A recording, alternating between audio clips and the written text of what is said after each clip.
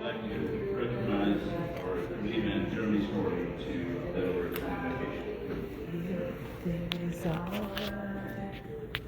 The Republican Party, we know that the First Amendment allows for free exercise of position, and the freedom of speech is a result. We know that kind of put that in the First Amendment because those rights allow us to have almost include all the other. So we want to do that this morning, rely on the Lord's guidance and give us wisdom as we start our meeting. God, I thank you that we have freedom here. Lord, we don't just take that for granted. We thank you for it. We thank you for the breath in our lungs this morning. We thank you for anything that we know that's true, we know comes from you. So we thank you for any wisdom that is true. God, any of us stand today in truth only because you have shown it to us. So we thank you for your grace and your mercy. And we invite you to guide us, direct us, fill us in agreement and disagreement, Lord, into your ways alone. Lord, we pray for your protection over our chair, our vice chair, all our other officers, every member of this committee. Lord, we've had deaths, we've had comings, we have goings. Lord, we ask you for the protection over our families, for deliverance from all evil, that you would lead us not into temptation, as you say, but we pray as you called us to pray, leading us and delivering us from evil, Father. Lord, we ask that you provide every day our daily bread. We pray, Father God, that your kingdom would come. Your will would be done on earth as it is in heaven. Today, in this place, we pray. In the name of Jesus, amen. Amen. Thank you, Jeremy. I am going to recognize Ken Moore to lead us in the Pledge of Allegiance, and Chair recognizes Robin Cooper for Texas Pledge. So if you can do it here or there. You got real flags here and electronic flags on the screen. Okay, please join me in pledging allegiance to the greatest nation on this earth, which will celebrate 250 years in a few months from now. Yeah. I pledge allegiance to the flag of the United States of America and to the republic for which it stands, one nation under God, indivisible, with liberty and justice for all. Robin. Please join me in honoring our great state of Texas. Honor the Texas flag. I pledge allegiance to thee, Texas, one state under God, one and indivisible. Yeah! Thank you. Thank you, guys. Okay, on the tripod. Chair recognizes, well, we're going to have the proxy committee for that. Chair appoints Steve Evans, Chris Bro, and Keith Nelson to serve on the proxy committee, as Steve Evans chairing the proxy committee. Secretary Worship, please come up and do the roll calls. Plugging in. Thank you, Mr. Chair. Good morning, members.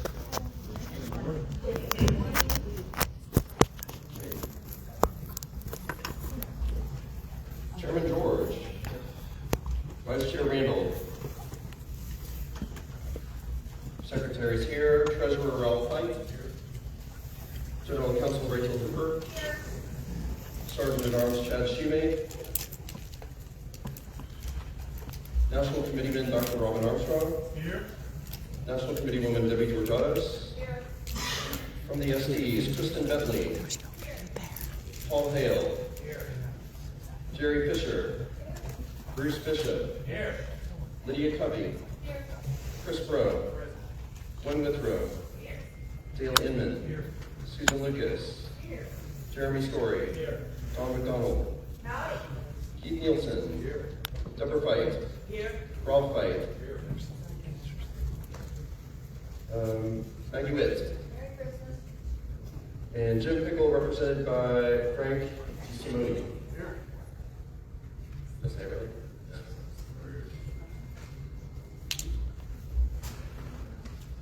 Andy Gephardt. Here. Dan Tully. Here. And SD Committee Woman will be filled this morning. Vacancy. And Matt Tiskus, represented by Susan Wright. Galen Devine. Here. Ken Moore. Here. Lisa Hendrickson. And regarding the SD12 committee man, to save myself an email later, I am reporting that David Wiley resigned at 2:06 a.m. on Friday, December 5th, effective immediately, pursuant to Article 3, Section 5 of the SREC bylaws. Dr. Melinda Morris. Still present. Dale Gibble. Christiana Keeler. Present. Greg Murphy. Here. Brenda Estes. Here. Rolando Garcia. Susan Fountain. Here. Matt Patrick. Here by proxy.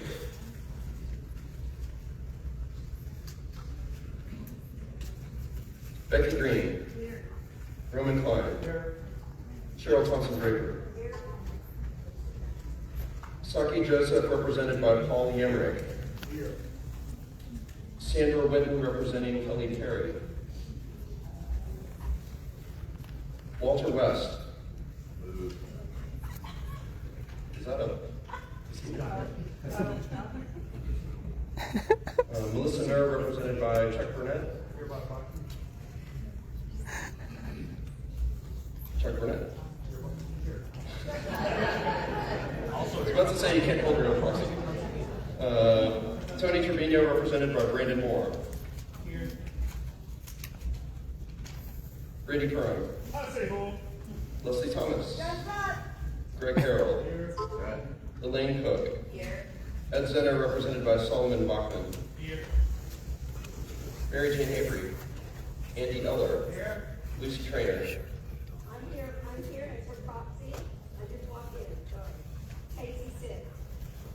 I do not have a proxy on file from her for you, so I know she's in a place where you may have to contact her and get that to me. I will do that.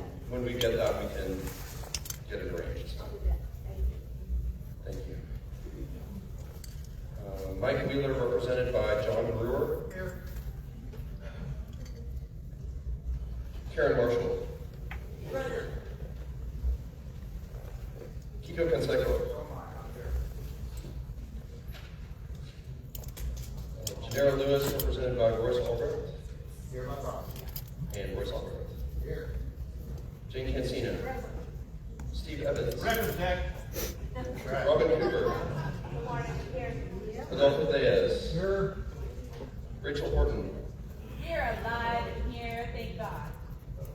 Heather Wamba. SB30 leads the way. Tisha Crow. Merry Christmas, and we are here.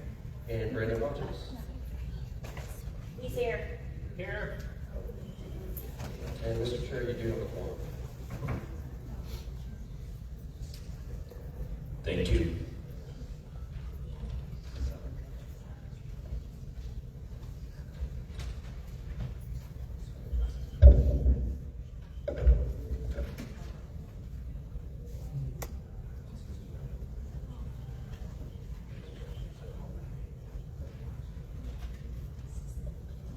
First item on the agenda is the correction and the approval of the minutes from the third quarter of 2025 SREC meeting. The minutes were made available to you through emails. Therefore, the minutes do not have to be read. Are there any corrections to the minutes or updates for the minutes of the third quarter of 2025 meeting as made available to you? Hearing none, the minutes stand approved as prepared.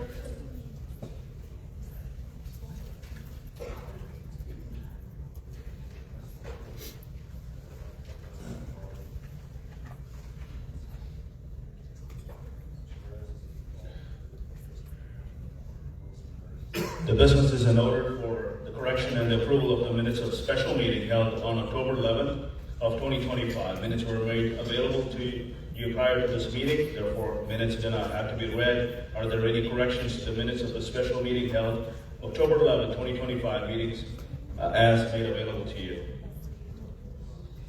You got the minutes? Any corrections? Seeing none, the minutes stand as approved.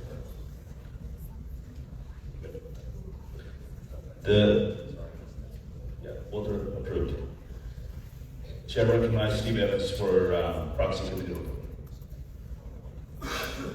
Mr. Chairman, we verified 8 proxies in place, including the default to the adoption of the proxy report.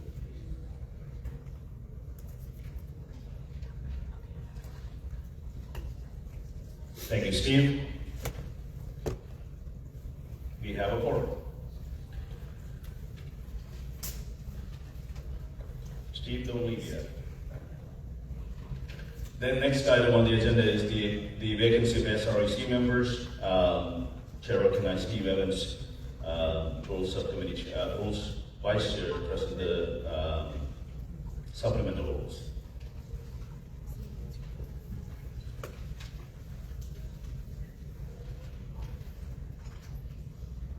Mr. Chairman, Steve Evans, ST 28.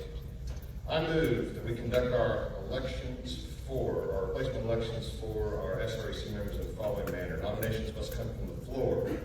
Nominees must either be present or accept their nomination and be communicated to the secretary, and writing. Elections will be conducted by secret ballot.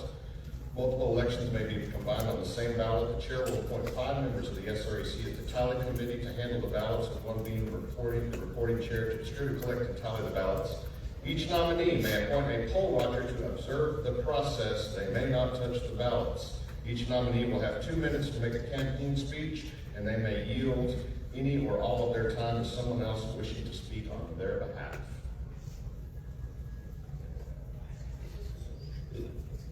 Is that on behalf of the committee? That's me, isn't it? Okay, do I have a second? We have a motion with the supplemental rules and a second. Are there any discussion on the supplemental rules? Is there any further discussion? Seeing none, all in favor of the rules, supplemental rules, please say aye. Aye. All opposed, say nay. The ayes have it. Supplemental rules for the election is adopted.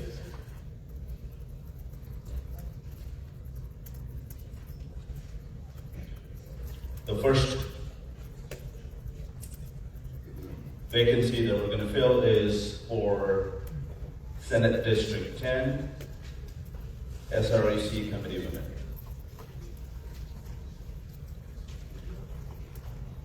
Yes, ma'am. Mr. Chairman, in February, Mr. is getting on a nomination contract with Susan Wright. We have a nomination for Susan Wright. The second? Second. We have a nomination and a second. Are there any other nominations? Any other nominations? If there are no other nominations, nomination is closed. Susan Wright, welcome back to the team.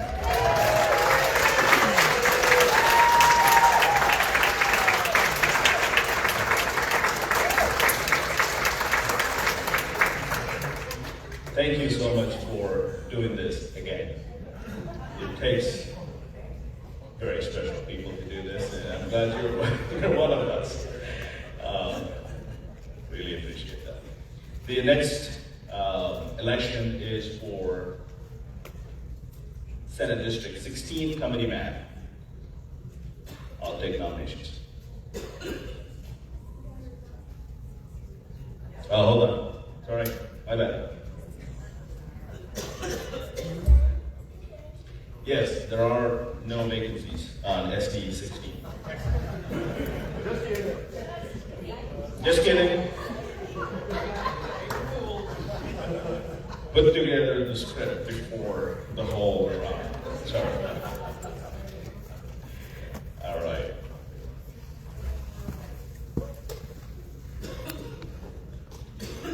Well, the next item on the agenda is the officers' report, and we will start with our treasurer, Ralph White, to present the report of the treasurer.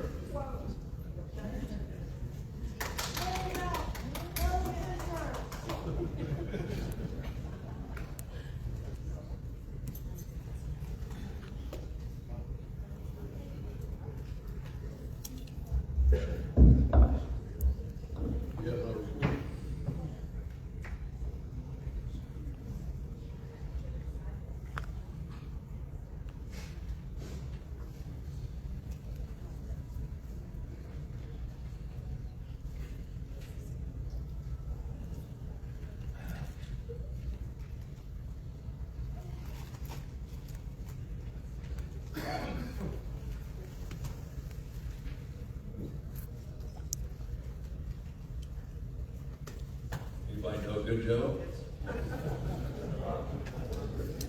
Why does a chicken coop only have 2 doors?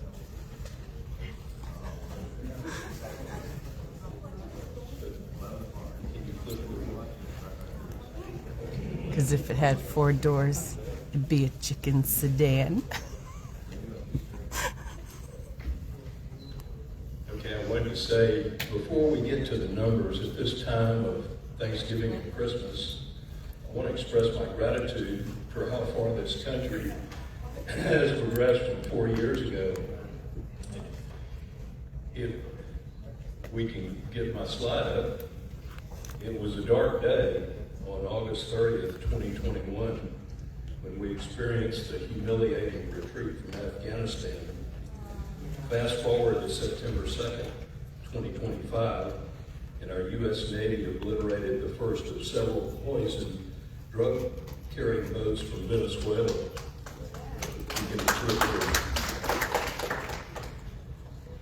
And doesn't it give you a sense of pride when you consider the caliber of the people in Trump's second-term cabinet? High-caliber folks like Transportation Secretary Sean Duffy, who guided travelers during the Democrat shutdown, versus a symbol for all things DEI like Pete Buttigieg. You go down the list: Marco Rubio, Pam Bondi, Kash Patel, Bobby Kennedy, Brooke Rollins, Scott Dissent, Russ Floyd, Pete Hegseth, Jill Dan Kane, Tulsi Gabbard, Doug Burgum, Linda McMahon, Howard Lutnick, Christy Noem, Chris Wright, John Ratcliffe, Scott Turner, and others, and of course, Vice President J.D. Vance. It's such a breath of fresh air to go to sleep at night knowing the caliber of talent that is directing our country, and to think of all the progress that has been made in turning around the trajectory of this country in only 10 and a half months. Here in Texas, we have cause for optimism too. Grassroots conservatives are sticking to their long-held beliefs, but our state elected officials are moving in our direction. The grassroots are wielding more power. Just look at the 5 censures enacted by the RPT. Gary Van Deaver just announced the other day he would not be running for re-election.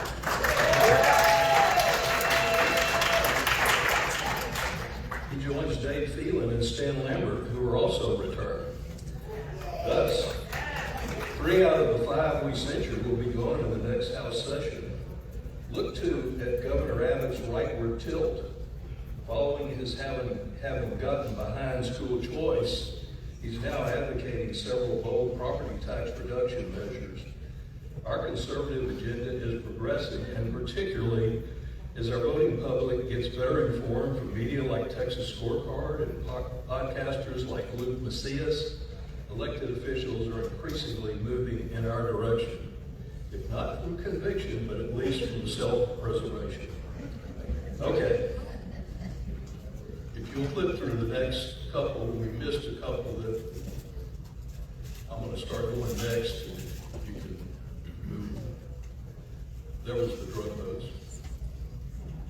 And there's our cabinet that I'm so proud of, and we all are. Okay, the numbers. Okay, the RPT financial statements are updated with 3 additional months of August, September, and October from my third quarter report.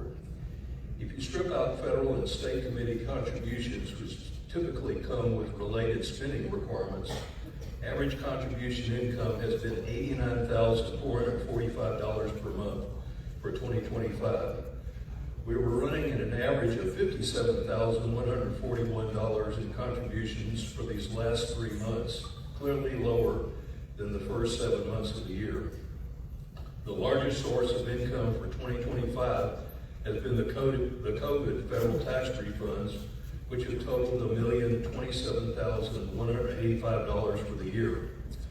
The last collection of those federal tax receipts was $126,813 received in August. Since those benefits have now been exhausted, it's important to ramp up some major new donors to augment the smaller recurring donors from direct mail and sustaining larger and grassroots donors. Payroll and benefits for staff average around $38,700 per month. Next, Our contracting expenses are averaging $61,500 per month.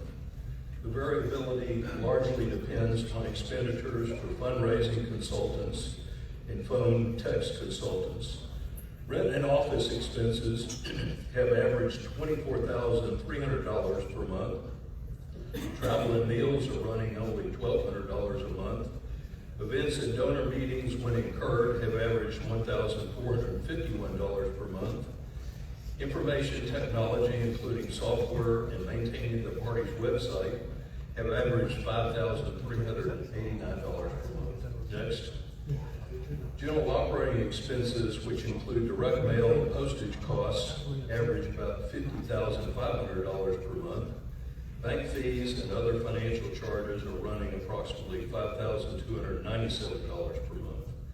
Early expenditures for the state convention have averaged $5,304 in the 10 months to date. Next.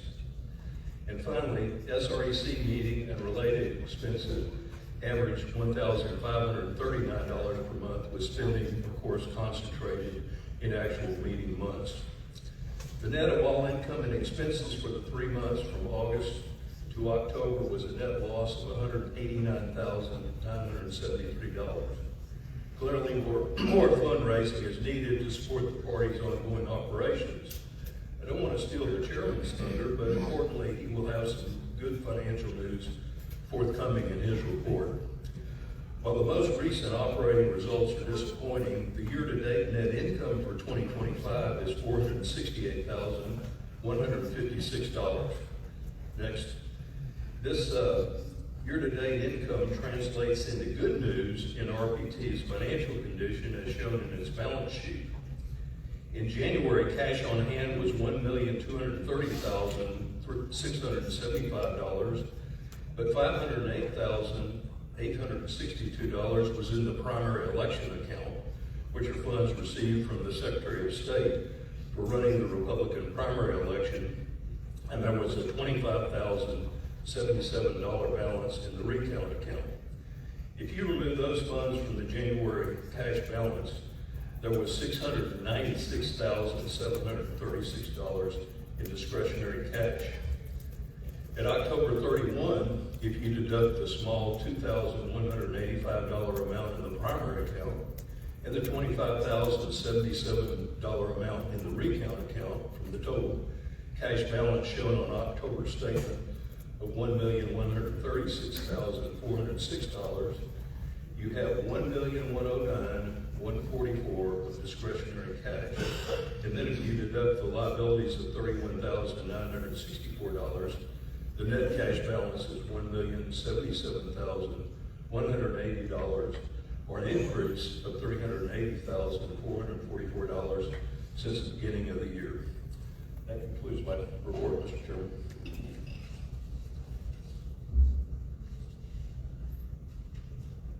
Thank you, Ralph.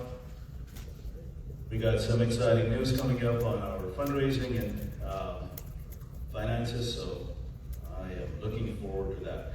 Next report is from our national committee women, Debbie Georgiadis. Come on up.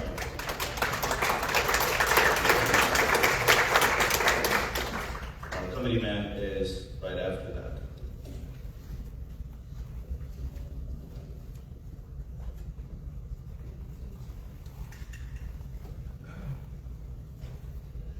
Hi there, great to see everyone. I love coming to these meetings and getting to know all of you. We were celebrating last night, a lot of people talking about the victory in the Supreme Court where they upheld the Texas redrawn congressional district lines.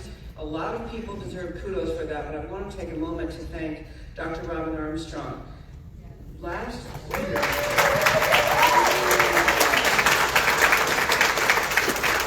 in August of 2024, the Fifth Circuit issued a decision that related essentially to Galveston County's division of lines, Galveston County's drawing of maps. And then in November, where there was an overwhelming victory by President Trump in the November 2024 elections, Robin joins me on my talk show the first Tuesday of every month.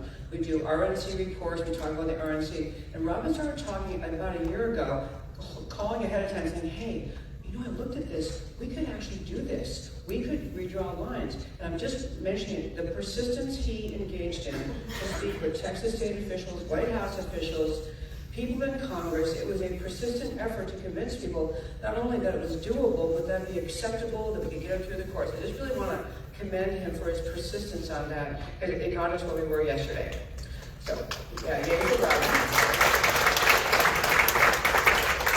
My focus on the Republican National Committee and on my talk show is basically about three things. I've been talking a lot about America 250. It is our chance, not just to say, yay, we're 250 years old and we made it, but to reclaim what America means, the idea of what America's founding was, reclaim the meaning of freedom, defining freedom in our times. This is a chance to be bold in reclaiming what America is. And I actually recently working on a particular committee, been talking about this. We need to talk about this as we're reclaiming what Western civilization is, because that's the battle right now. It's Western civilization versus what's happening in Europe and the Islamization there. So I'm focusing on that.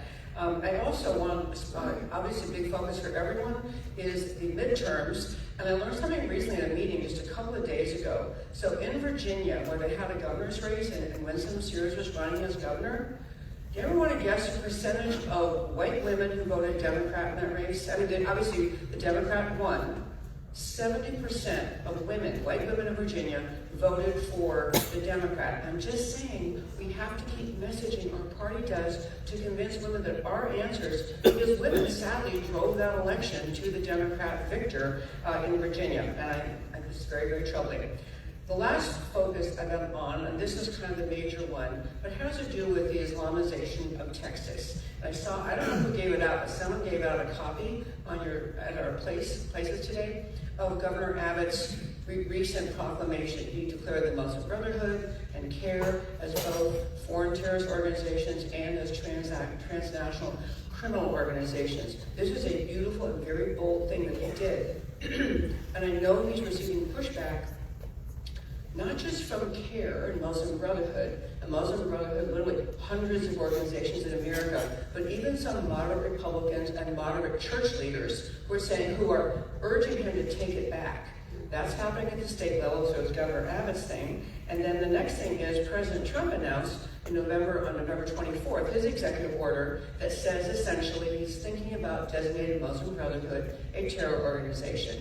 And so he's given an order to be, by Christmas Eve, to the DHS and the State Department to tell him essentially, who should I designate, which entity should I designate in America or around the world. He's talking about splinter groups in Lebanon. So one push, and I'm going to tell you at the end what I really hope we can all do in terms of phone calls, emails, tweets, just a forced message to President Trump as well as to Governor Abbott. But the final thing happening on this within Texas, you probably all saw yesterday, Attorney General Ken Paxton has actually filed litigation against the Epic Center, the East Plano Islamic Center, allegedly for violation of securities fraud. I mean, I say allegedly, I don't know the facts, but there's been an investigation already. And I want to just say, I think this battle for the identity of America, for our country, is having Judeo-Christian values and rooted on the scriptural promise of individual freedom. This is a massively consequential battle in the world today. What's happening in Western Europe. So right here in America, where we have the opportunity to say, hey, we're doing America 250. We can't have Sharia law in the American Constitution. We have to be bold in talking about part of what America 250 should celebrate is our identity as a country and our commitment to freedom and our commitment to individual life, liberty, pursuit of happiness, freedom of religion, freedom of speech. All of those cannot live under Islamic law, cannot live under Sharia. And so I will tell you, I'm part of a project here in Texas that we've been calling Operation Firewall or Project Firewall, with some members of Congress and members of Texas State House and Texas State Senate just kind of quarterbacking the issue. What exactly can we do as a state to show who we are, what we stand for? And I'm very excited about this because it's bringing focus to the issue. Because this kind of invasion of Texas or America is it's unseen. It's not bombs dropping from the sky. But this Islamization of Texas is a slow wearing down of who we are as America, and most especially who we are as Texas. So the new website up called banthebrotherhood.org. banthebrotherhood.org. You can go there and you can, number one, sign a petition, and they have this Align, A-L-I-G-N, Align thing you can sign there, and it's sending a message to President Trump. Because what he needs to do is not just designate some random Muslim Brotherhood group in Lebanon or other places. We want him, we're trying to get the message to him before Christmas Eve to designate the entire Muslim Brotherhood in America, as well as CARE. Governor Abbott included CARE, and President Trump has not yet. But we want to urge him, include CARE as a whole message of ban the Brotherhood, ban the movement in America. And you know, I talk in my talk show a lot about the Muslim Brotherhood. I could tell you much more about it. I think there's no clock here, so I'm hoping someone, I don't have running on time. I don't want to go long here. What are you saying, 6 minutes? Oh, I got 4 more minutes. This is great. I don't want to... Okay, we have an entertainer in the front row here. Okay. Anyway, what I really wanted to say is I just love this idea that Texas, I'll tell you about Texas and Islamization here. It's not just the Epic community. That was a dry run.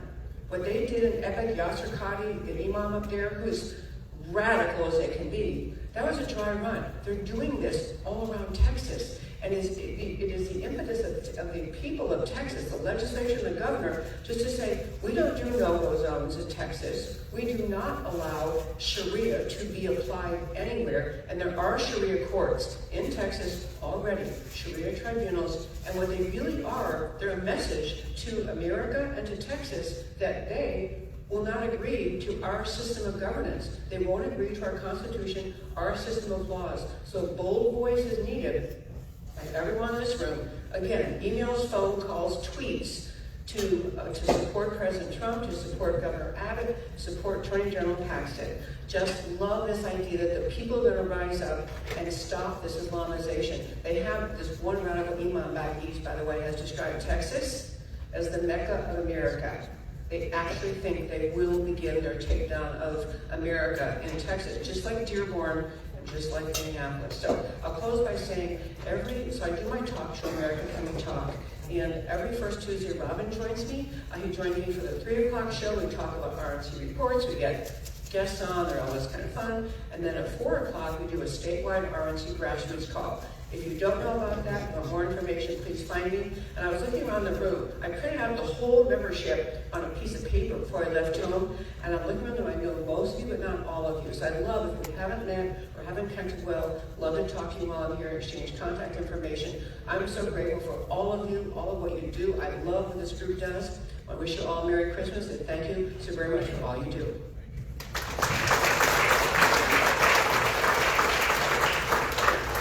Thank you, Debbie, especially taking on this specific issue and leading the way for that. Thank you. God bless you. Our committeeman, Robert Armstrong, come on up, sir.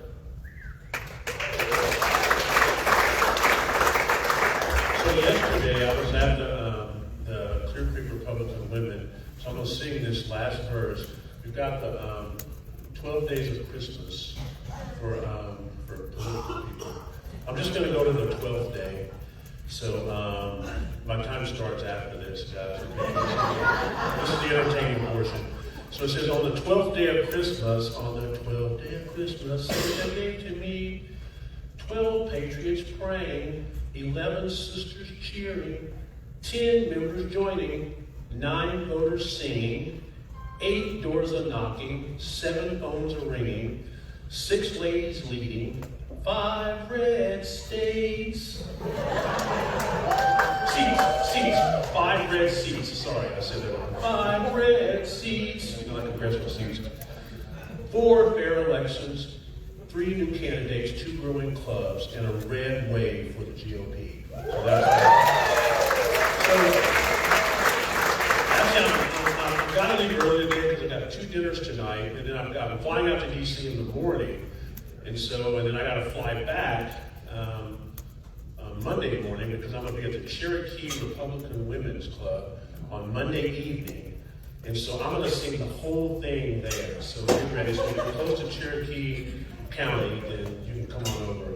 And And so my report, so thank God for the redistricting success. I got calls from all over. The first call I got was from our wonderful legal counsel here, Rachel. And so she called me and said, hey, did you hear about it? I say, no, I haven't yet. So she was the first call I got. So thank you very much for letting me know. And so it was cool. And then I got calls from DC. It was kind of cool. Everybody was waiting to call until the very end. I got a call from the guy who actually wrote the maps, came up with the maps. He does all the maps for our delegation. And so he called and said, hey, congratulations, you're pushing this from the beginning. And so he says, hey, I'm sorry, I had to mention your name, and because he was called to testify a lot. He said, I had to mention your name, and I'm sorry, I was under oath, so they asked me who I'd talk to, and so I had to mention your name a few times. So my name's floating around in these briefs all over but anyway, because I talked to the guy. But 6-3 decision, this ends it. This is great for us. So, I mean, I think it's a big deal. 5 new Republican districts in Texas, great for Texas, great for our nation. I think if other states did that, I think that we'd pick up 20 to 25 House seats. I mean, we'd maintain control quite easily. I think the big takeaway in this entire redistricting effort for me is that as activists, we can have a significant impact. And so we can all have a significant impact. And I think that's so important to keep in mind, and a significant influence. Be persistent, work with everyone on our side, win friends and allies to your cause along the way, understand your limitations and your role, be willing to share who gets the credit for the win, always give glory to God, because the real change, as we know, occurs when hearts are changed through revival. And I'll tell you, it's just last recommendation is to kind of be ready for the next challenge. And so the next challenge is going to have to be winning these seats, okay? Winning these seats and winning more seats. And so that's going to be extremely important to make sure that we maintain control of the U.S. House for President Trump, which is the whole point of this. This is the point of this whole thing. If the Democrats take control of the U.S. House, we know what's going to happen. There's going to be impeachment and all this stuff, all these shenanigans going on. And so we're not going to be able to get anything else done. So we have to make sure that we maintain control of the U.S. House. In this effort, I actually started a political action committee a couple weeks ago called Restoring American Values PAC. And so I cannot believe that name was not already taken, but it was not. So I can just see it now. We're getting a website produced. It's going to be RAV PAC. That's kind of cool. You young people out here, RAV PAC, Restoring American Values PAC. And so I'm not very cool, but I have cool people that work for me, so they can figure that stuff out. But there's about 16 to 24 targeted congressional districts that we're going to be focusing on. I mean, we're going to try to raise a lot of money to be involved in these. We're going to engage voters all across the country. I've got a list of those 16 seats here. 5 of them are in Texas that we're going to be focused on. They're all over the country, and so it's a really big deal. These are Democrats in districts that Trump won, and there's Republicans in districts where Harris won. And so this actually includes all the redistricting.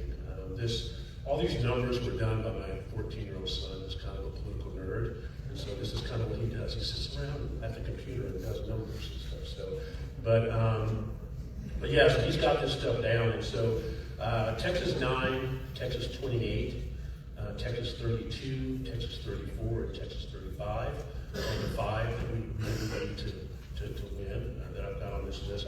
There's other seats all over the country that we're going to be focusing on as well.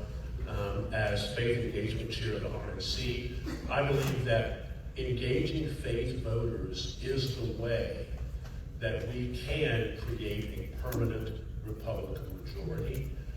I believe that, well, I don't believe it, the statistics bear this out as well. We have to figure out, this is one thing that Restoring American Values PAC is going to be trying to figure out, how do we get faith voters out to vote consistently for Republicans? We have to do that. We see it when it happens in Houston, the city of Houston. Where's Rolando? Rolando is hiding behind Susan. And so, in Houston, we see it when you motivate people to get out, we win elections. We can win elections in deep blue areas when our faith folks get out. We have to figure out how to get our faith people out consistently as Republicans. And then we also, I think we'll win races all over the nation, and we don't expect to win everywhere to do that. And we also have to turn Trump voters into Republican voters. We've got to do that as well. That's going to be something that we're going to have to really be focused on, because a lot of Trump voters, they don't turn out when Trump's not on the ballot, and our numbers decrease significantly. And so that's going to be one of the goals of Restoring American Values PAC. And so we're going to be really, we've got some big elected officials, I won't name them now, who are engaged and want to be involved with this. So I think we're going to be able to raise money. We're going to have board members from all over the country that are going to be engaged and involved with this as well. I've got some folks that are really excited about this opportunity. We're going to be getting, it's going to be a big deal. I'm going to be doing some RNCC members, the Republican National Congressional Committee. We're going to be having some meetings in D.C. I'll be flying back to D.C. on Tuesday of this week, so I'll fly back. So Cherokee County Republican women, I'm flying back just for you to come back and speak on Monday. Fly back Tuesday and be there Tuesday, Wednesday for some meetings, and then I'll be home. But we are going to get to work. We've got to get to work and make sure we win these districts. If they take over the House, then I can't see Hakeem Jeffries as Speaker of the House. I just can't see it. It scares me. And, I don't even necessarily think he's qualified to be a congressman. But as Speaker, come on, it's going to be a disaster. Our next RNC meeting is going to be in January 20th to the 20th through the 23rd in Santa Barbara, California. We're going to be very involved in the midterms coming forward, looking forward. RNC was very involved in New Jersey and Virginia. I actually went to New Jersey. I thought we had a chance to win that race in New Jersey. I was very wrong. Very wrong. So I missed that one. But I'll say Jack Ciancarelli was a great candidate, really good candidate, really solid, strong Jerseyan, but just kind of the headwinds were just against him in that race. Tennessee 7, U.S. House race that we recently won. I think she won by about 9 percentage points. Trump won that district by about 25 percentage points. So Ashton Bain was a crazy radical lady who was looking like she could win earlier in that race. But we ended up winning the race, but we didn't win it by nearly as much as Trump did. So we've got a lot of work to do.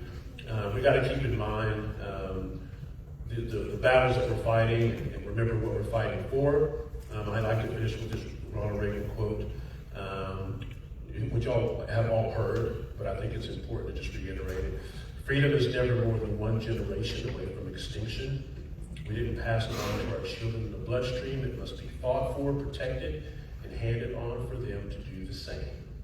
And so we've got to hand that on to others. So let's make sure we're fighting for freedom and liberty. My prayer is to communicate that, is to never have to communicate that to our children. At the end of that quote, it says, and if we don't do that, one day we'll spend our sunset years telling our children and our children's children what it was once like in the United States where men were free.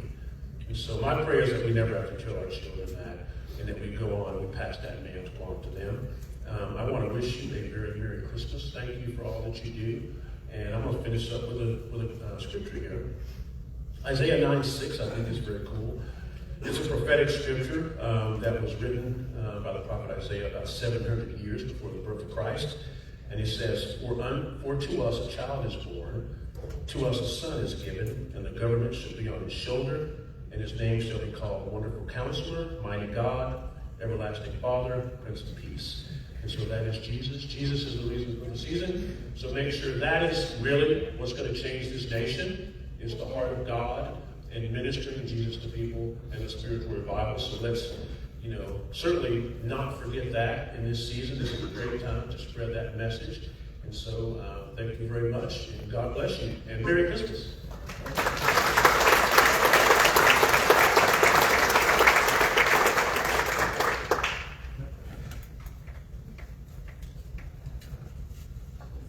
Well, the next item on the agenda is the report from our vice chair.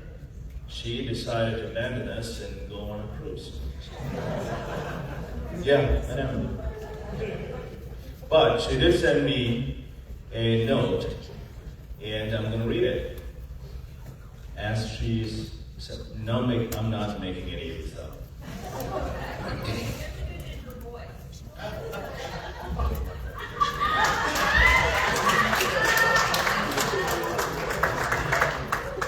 Vice Chair Randall is the best person in the world. That's the first sentence of this report, by the way. I can't do the voice. Vice Chair has been traveling all over state of Texas. She's now gone to 100 cities as of last week. That's impressive. She's been asked to do precinct chair training on GOP University in Ellis County, and next month she'll be in Harris County doing that. She thanks you for your support as she meets and shares RPT updates and how to grow the Grassroots Club. Could those Grassroots Club committee members please stand? I am reading. Please stand.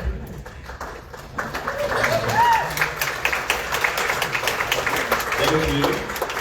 And what the committee has decided is to work with county chairs and chairmen for major push for GRC program as we go into the convention season. Remember, you get early registration and a breakfast.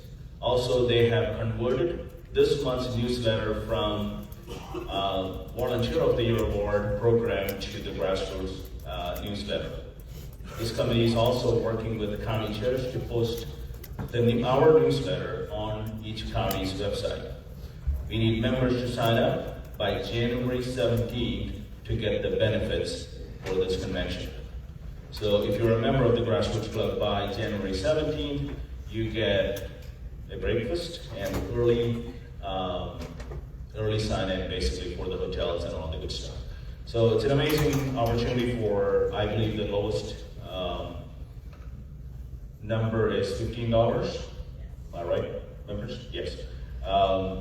And the highest is like $100. That's it. So it's well worth it. Please share that with your county chairs and your precinct chairs and everyone else.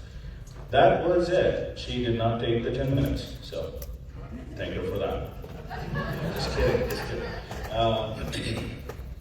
Next item on our agenda is update from our legal counsel. We have a lot going on the legal side of our organization. Rachel Hooper, please come on up. Thank you.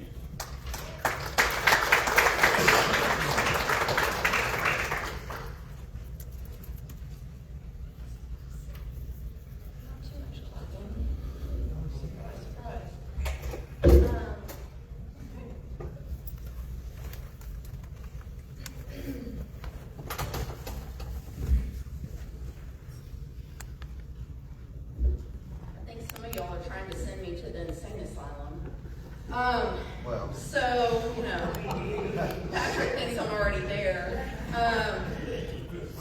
So this morning I woke up and I think at 2:45 or something, and I saw some messages related to our work here, and I was like, okay, I'm up. So I've been up for a while. And one of my girlfriends happened to send me this scripture this morning from Micah 6:8, and it's the ESV translation. He has told you, O man, what is good, and what does the Lord require of you, but to do justice, and to love kindness, and to walk humbly with your God. And so I just wanted to share that with you before we get started, and I share some fun things. So, next slide. So we'll start out fun. Here's the thing. If you look at this slide and you don't know what's going on here, then you don't know what's going on in the legislature, and you need to talk to your people. So there's a lot going on in our world, a lot going on in what we do, and I'm going to cover some things here, but there's a lot more than what I'm going to cover here today. Next slide. If you don't know who this man is, then get thee to Google or come ask me. This is Judge Jerry Smith of the Fifth Circuit, who was one of the 3 members of our panel in the redistricting case. And because of this man and his dissent, I believe that he made a huge difference in the Supreme Court decision in redistricting. And this was the opening of his dissent, which, how many of you have read it? Okay, yeah. Chris Bro, you read? Okay. You got him a copy written straight on. Steve Evans read it to you. Okay, cool. Awesome. No, I'm kidding, but thank you. Everybody should be reading this. And you should hang on every word of this man and what he said. Because what we learned from his dissent, and I'm just going to go right into it, is that the panel, after there was a preliminary injunction hearing in El Paso, where my El Paso people, yeah, in your town, and it was a 10-day hearing. Right after that hearing, the 3-judge panel met and decided. They made a decision. But yet, they waited weeks later to issue the opinion without even consulting with Judge Smith to allow him to write a timely dissent. What's outlined in it should frighten you, and there's a lot of work to be done related to this. But we would not be where we are today with redistricting but for Dr. Robin Armstrong. Period. So because of the work, so understand, so Dr. Armstrong serves on the Galveston County Commissioners Board. And they had to hire outside counsel like we've had to do in our closed primary lawsuit, and it was expensive. It cost money. And, but because of that, they won the Petaway case, which is a very important case in redistricting jurisprudence. And because of that work, we're here today. So thank you so much, Dr. Armstrong, because not only did your work on the Commissioner's Court was that important, but you're our advocate with RNC and with a lot of our friends in DC. So thank you so much. And before I continue on this, you know, sometimes what we do is hard here. Sometimes it's fun and yay. And sometimes it's really hard. And this morning when I got up, I needed some coffee. But immediately, my thoughts went to, where is Dr. Melinda Morris? Where are you? Good. Dr. Morris, we are praying for you and your complete and total healing. And we love you, and thank you for being here today. We are grateful for your service. And this is my SREC committee, and I'm just so honored that you're here. Thank you. And Rachel Hale, where are you? Rachel Hale, stand up. Rachel.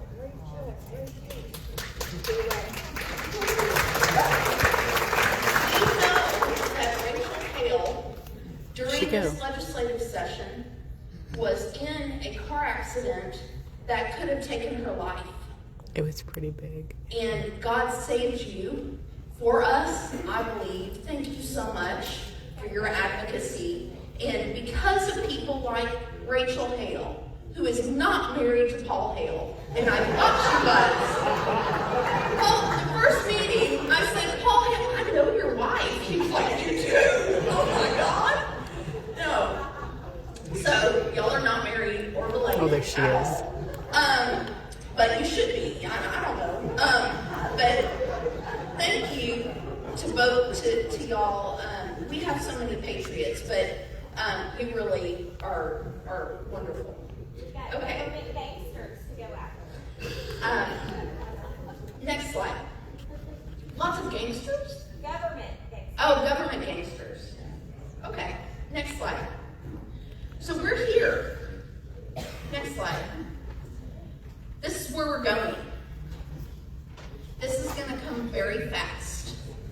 Next slide. Y'all remember this? Do you want this next year? No. Okay, I don't want this next year. So we have a lot of foolishness that's going on, and so we're going to have the primary election, and we can, fight over all that. But after that's over, we've got to come together and make sure this doesn't happen. This is very important. Y'all need to get your minds right, because I'm very concerned that we're headed this way, and we can't let that happen. Next slide. Yep. Next slide. Your duties. I'm reviewing this for you because we have some issues. Next slide. Duty of care. You are to act with the care that an ordinarily prudent person would exercise in a similar position. So this is your duty as a board member. You are to attend meetings regularly. You're to be prepared. So you're to have studied what we're doing and come prepared for work. You're to read materials in advance. You're to ask questions. If you don't understand something, you ask questions in advance. Not in the meeting, but in advance. Prepare and make informed decisions. Next slide. You have a duty of loyalty. Many of you, including myself, are involved in outside organizations, other organizations. You have other issues that are really important to you. But when you're here, it's our work. And you are not to let any other work that you do influence what you're doing here. Does that make sense to you? Okay? And this has come up in some of the resolutions that I've seen, and it comes up often. And I have things that are important to me, and I often have to ask myself, okay, well, I'm putting on my RPT hat, and then I'm taking it off. So these are things that are important, but there's a couple of resolutions that really concern me that you're going to see today, and you'll see in your packet. We have to be very careful when we're taking up resolutions that derive from somebody who may have some kind of conflict. And what I mean by that is, if you're doing it, and it may not be an ill intent, like that person I'm not imputing ill intent on anybody, but we have to be careful why we're doing what we're doing. Does that make sense to you? Okay, so if you're, let's see. So Scott Bowen, one of our former members, was a member of the school board in Clear Creek ISD. So he couldn't bring his Clear Creek ISD hat into our work hat. Does that make sense? Okay, I just want to be very clear on that. A lot of us are supporting different candidates in the primary. So the resolution time is not a time for you to bring in a resolution that helps your candidate. Just to be very blunt with you, that is not the work of this body. Next slide. You have a duty of obedience. Obey. So just follow our rules. That's really what that means. Next slide. Primary filing. Okay, yay. So next slide. So, can I help you? I had a question on that last slide. I didn't know if we could ask questions.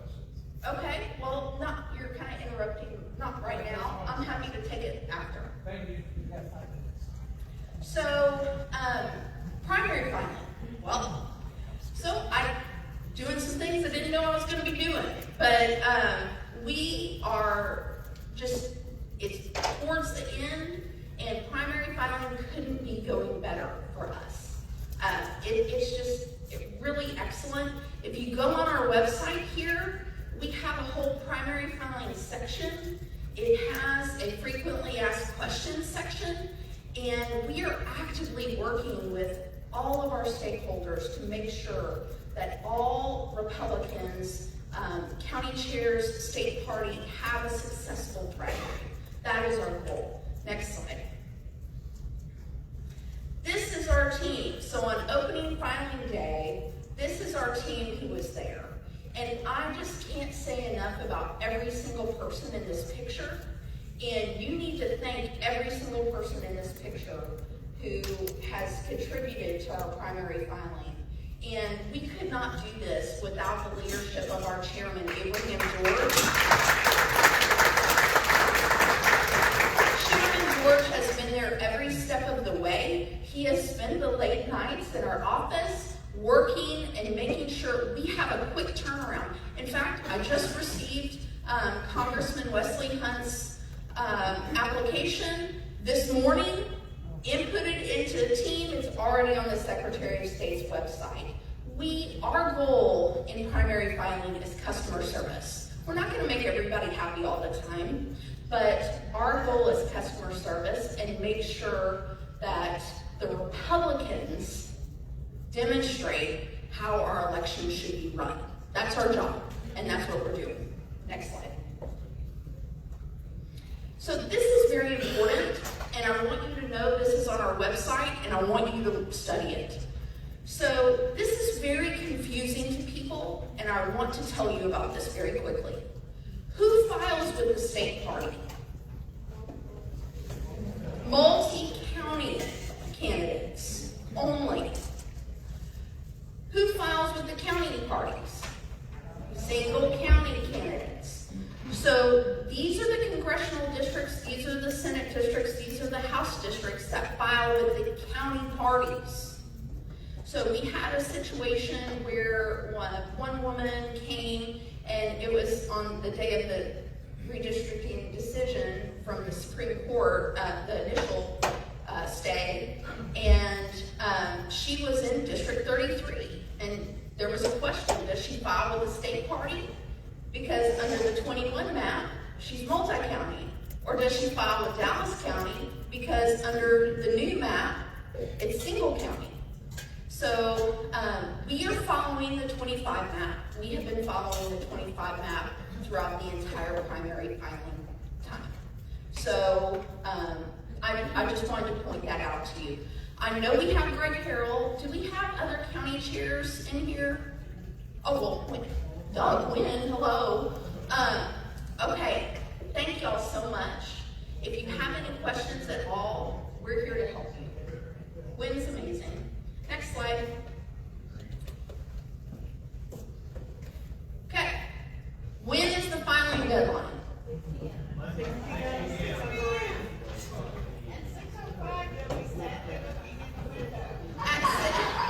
At 6:01. So what needs to happen by 6 p.m.? Everything needs to be received. This is not a postmark situation.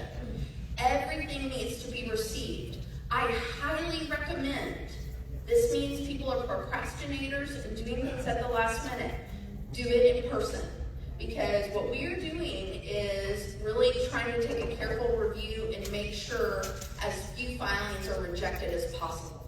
So it's critical. I highly recommend doing it in person. I don't know how you can mail it in time, but who knows. Next slide. I've already kind of, no questions. No, hold on. Next slide. We've already done this, but thank you so much, Chairman Todd Hunter. Thank you so much, Senator Phil King. They led the way in the legislature. This is amazing. Next slide. And we led the way in the United States to do this. Next slide. Okay, next slide. Y'all want to do this? Yeah. Next slide. did you know that 900 people think that the primaries should stay open? Losers, what? Next slide. 2.2 million people say close the dang primaries. And that's what we're going to do. Next slide. We have a whole section on our website related to closed primaries. If you want to read the Jeremy story, if you want to read these filings all day long, all night long, they're on there. So next slide. Here they are. These are the relevant filings. We're going to continue to put them on there because we want to be as transparent as possible and make sure our grassroots know what's happening in the lawsuit. The lawsuit continues. Lawsuits, that's what happens, is you never know, and there's no guarantees, but we are fighting and we have the team to fight. Next slide. This is what it's all about. When America turns 250 years old, do you want the Democrats winning that election cycle? Heck no. Okay. Brandon Hodges first. Your question. I don't care. So my question on the school board, because I turned in some resolutions and I did not mean to narrow them down just to specific ISD or whatever. You're one of the problems. I knew I was one of the problems. I wake up in the morning knowing that. Thank you. So my question is back when you said we can't bring our hat from another organization into this one, I respectfully disagree with you because I have information on the board governance and how Texas Education Agency policy actually is governed that you do not. And this body does not. And if we're going to fight to make sure that we have quality, highly educated students that can continue self-governance and push Republican conservative ideology and live on their own, then it is important to take those experiences that you have outside this organization and bring them to a shared organization where we agree on the ideological principles of conservatism. Okay, so not so much a question, but a comment. But my point is, it's okay to come at us with information, but what I keep seeing when I look through these resolutions is another organization wants us to Me Too their resolution. We are our own organization, so I guess we can or not, but we need to be careful whenever we're doing the work of another organization. And because I understand your beef with TEA, but the people are, well, that's a whole other, we've already taken a position on that. So I don't want to speak directly to all that, but you get my point. Yes, ma'am. And Okay, I agree with the broad terms of it. Record that. I just wanted you to know it wasn't to be aggressive. It wasn't to be disrespectful. It was bringing information to the overall conversation to highlight the importance. But I appreciate that. But we need to be careful there. Yes, no agreed. Yes, ma'am. Cool. Record it. Record it. Jeremy. Sure. Just a question. First off, I love what you posted on the website. That wasn't my question, but I read that because it was great to see it all there. But my question is much simpler. You mentioned about the filing day, since we all represent all these different districts, and you said you're doing everything we can to make sure that we don't leave anybody out or whatever. I just wanted to ask one quick question for the record, just so we all know. Did Shamwell file? Yes. No. What is the, you mentioned 6 p.m. is the closing time. What is the opening time? 9 a.m. for the state party. Okay, so And from 9 so- to 6, people can show up in that building and file whatever they want. Yes, As long as but they're reporting on their own. 9 to, not whatever, and not whenever, but 9 to 6, but we are here to serve, and like I said, I worked with Congressman Hunt's campaign to make sure that he was able to file today. So, we're working. If you want to file, we're going to be here for you, but our office hours on Monday are 9 a.m. Central Time to 6 p.m. Yeah, just for anyone in our district that's asking, I want to be able to tell them. There you go. Thank y'all. I can talk to you. I just want to say I'm grateful. Thank you for your time. Thank you, Rachel. We have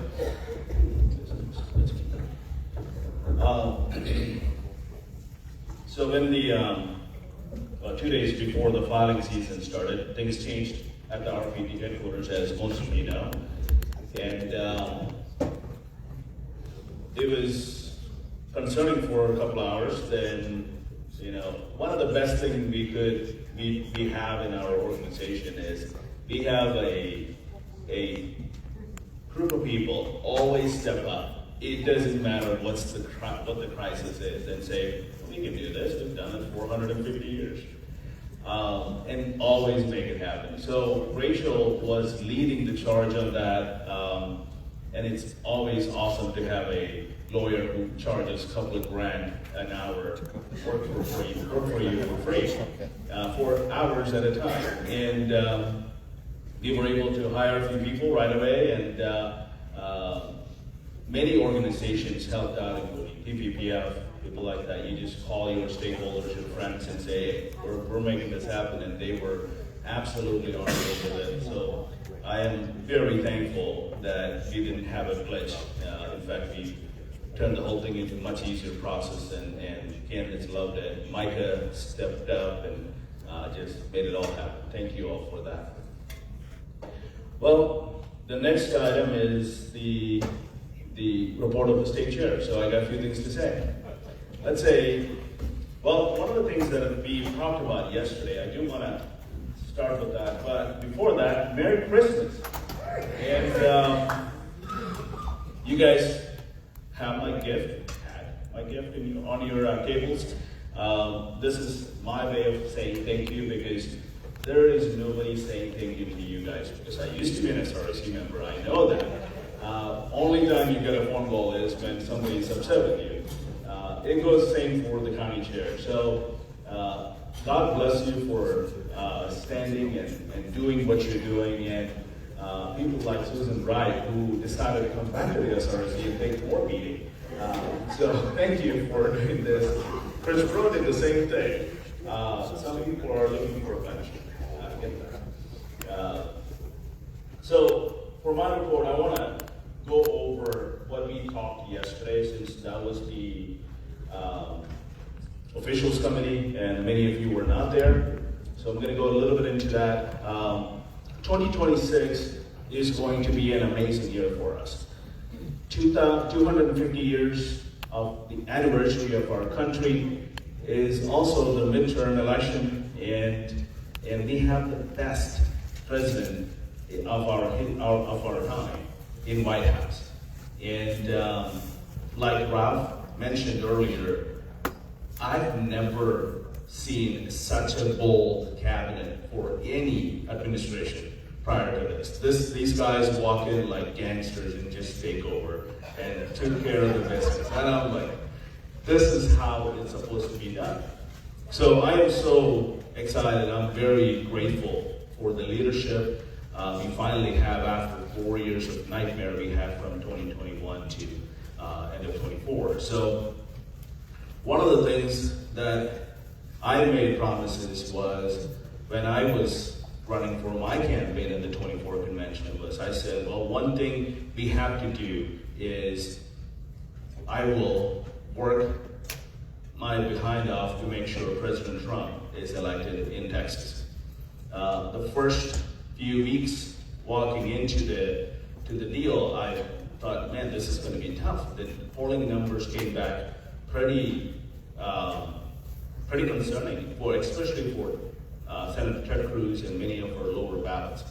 I remember Chairman Ministry and we were having this conversation, and he said, well, Abraham, you're going to have to do at least 7 or 8 points for President Trump. You don't want to be the guy who walks in and messes up the whole thing. And I said, oh, thanks. So, but thank God, with the help of all of our stakeholders together, you got him elected at 14-point victory. President Trump got 14.89% victory in the state of Texas. That is huge. The second thing we talked about was passing conservative legislation. Well, at the end of the session, the beginning of the session was not the best time for neither the Republican Party nor for the leadership. I remember I'm signing off on running ads against our speaker right before he was about to get elected. From there, after 6.5, 7 months into the session, we were able to pass, well, you were able to pass 43 conservative Republican priority bills through the legislature. And Governor Abbott signed all of them.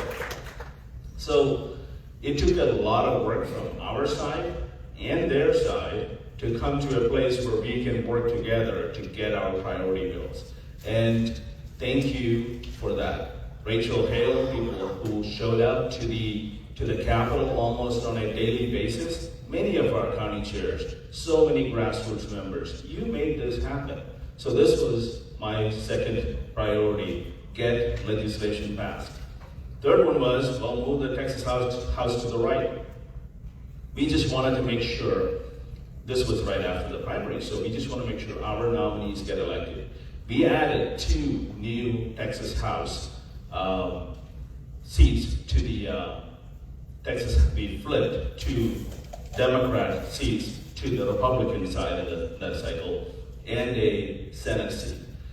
The people made that happen. So that was the third promise I made during that time. The fourth was, well, close the primaries. You know how that is going. At the officials meeting, committee report, I will be asking for some money for that. At the last one was the most broad and the toughest one to do, and that is to bring all parts of the Republican Party together to move this Titanic, we call, to the right direction for the 26th cycle. And that's getting elected officials on board, that's getting county chairs on board, precinct chairs on board, and SREC members, grassroots activists in the different groups and PACs. Everyone can see, okay, this one fight, we can all get behind and make this happen. It wasn't easy, but we're moving in the right direction. You are making this happen in your districts, with your county chairs and your precinct chairs. Last few days, you have been receiving, or your districts have been receiving text messages from Governor Abbott's campaign and at Texas GOP for open precincts to have precincts filled. This was intentional. We have about 9,000 plus precincts in Texas, and we're about halfway through filled. That is not good enough for the Republican Party state of Texas. So we've asked people who are in those areas, in those precincts, who doesn't have a precinct chair, who's been hard Republicans for many years, and sometimes previous precinct chairs, to come back to the party and put in an application by December 8th. I know in Collin County, the executive director a couple of days ago texted me saying, whatever you all doing, it's working. We have 43 new applications in precincts that don't have precinct chairs. So this is going the right direction. We need more people. 26 is not going to be easy because we don't have President Trump on the ballot, and we don't have an open border to campaign on. We have a lot of things we need to do the right way, and 26 is going to be the hardest one that we are going to face in this cycle. So my last promise to you is let's work on bringing this party together. So over the past few months, we've been working with all of our elected officials, especially the top of our pyramid, Governor Abbott and his team. And I have to say, Chairman Ministeri and Dave Carney and his team, all of them have been absolutely amazing to work with. We don't agree all the time, and we don't need to. We talk about issues and we work through it. Sometimes we don't get to work through it, but we just leave that alone and move on to the next item where we can work together. So there is no other way to show some strength than bringing in a full delegation to the next convention. And the goal is to bring in about 10,000 plus people to the convention center in 2026 in Houston. Well, how do we do that? Like I said yesterday, it will take some creative ideas, and a lot of this came from, well, most of this came from Governor Abbott's team. How do we make this happen? Well, one, we have to make it affordable. At this point, our convention registration is $100 per person. For 3 days, that's a pretty small number. Well, but if you are 25 years or younger, we want you to be showing up because, well, one thing we hear all the time is, we don't have a lot of young people in our party. I disagree with that because I walk around and talk to people all the time. I think there are some young people who are a lot more conservative than you and I are. But they need to show up. They need to show up to the convention. They cannot just do it in their classrooms and colleges. They've got to be part of our party. They need to be here. And when I hear people say the young people are the future of our party, I hate it. No, they're the present of our party. They are here today. So they need to be here, and we need to have them in our convention.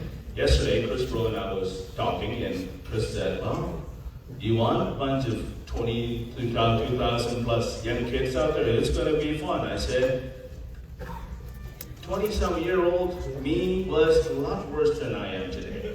And it took a long time for us to get to here, and it's going to take a few more years for us to get to the place we're supposed to, right?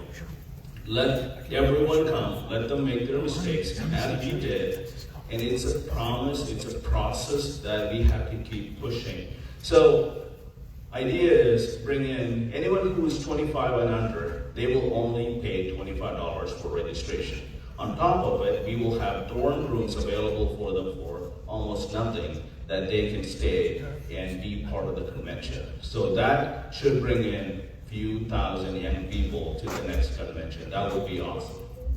Then you ask, well, how are we going to handle, that's great, how are we going to handle all the people who's been working in the party for so many years and built this party for decades? Well, if you are over 65 and up, we want to make sure we cut the registration in half. So you will only pay $50 for your registration. That's for you, Patrick Palmoff. If you are 65 and up, half price registration. But this is the party's way of saying thank you to the people who's been building this party and carrying this party on their back for decades and brought it to this place. So this is just a thank you. We want to make sure they can come back. Many people who used to be a regular attendees of the convention don't show up anymore because it is very expensive to show up. So that's the second part of what we're doing on the registration. And we have secured $300,000 sponsorship from Governor Abbott's team on this specific item.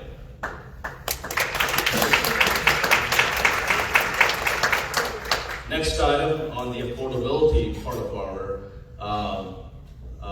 program is one thing we know about Houston is, well, we know a lot of things about Houston, we're not going to talk about it, but one of the things is it's hard to move around and park and deal with the traffic in Houston, in the middle of downtown, especially if you're older, having to figure out driving through the Houston downtown area to get to TRB.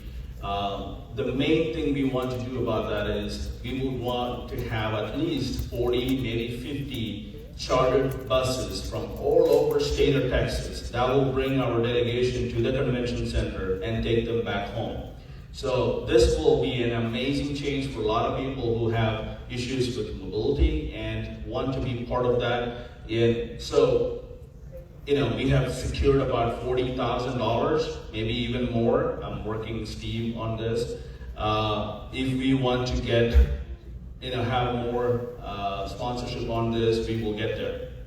So the next main thing, and this was a little confusing for many of you yesterday, and that's on me, the way I presented it wasn't clear, so I'm going to do it one more time. One of the largest things we want to do is empower our county parties. This is one of the concerns we always hear from county chairs and say, well, you're great, you guys are raising money and you're doing what you're doing, and we don't really get to know what it is unless you send out a text message or an email. Well, we want to shift that a little bit. I was a county chair, and I remember that I had the same complaint about the state party back then. So the way we want to handle is, one of the main goal is to bring as many people, right? So we are asking the county parties to have a full strength list sent to the Republican Party for the convention. So I'm going to use Collin County, my county, as an example. I think our county strength is 327 or something like that last time. Let's just say for round numbers, I'm not that good at math, so we're going to go with 400. If we have 400 people on the county party strength, every time we get a list with full strength, which is a list of 400 people, delegation that is vetted and make sure they're registered Republicans and all of the good stuff. When we get that list, we are going to pay them $20 per person on that list. For Collin County, for that example, if that is 400 people coming from Collin County, that's the strength. If they send a list of 400 to the Republican Party for the convention, that will give them a check. That will get them a check for $8,000. Does that make sense? Okay. Well, then there's more. There is more. You guys don't get the champagne jokes. I don't. That was the craziest smiling. He walked in and both me and Chad were like, is that the champagne guy?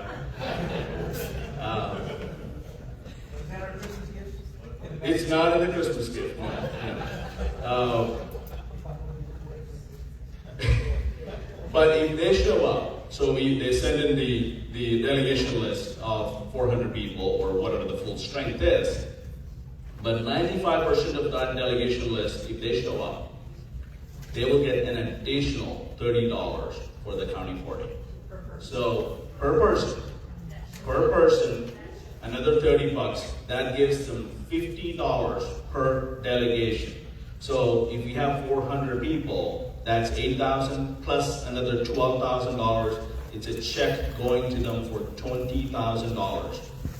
They will have enough money to send text messages for 2026 cycle.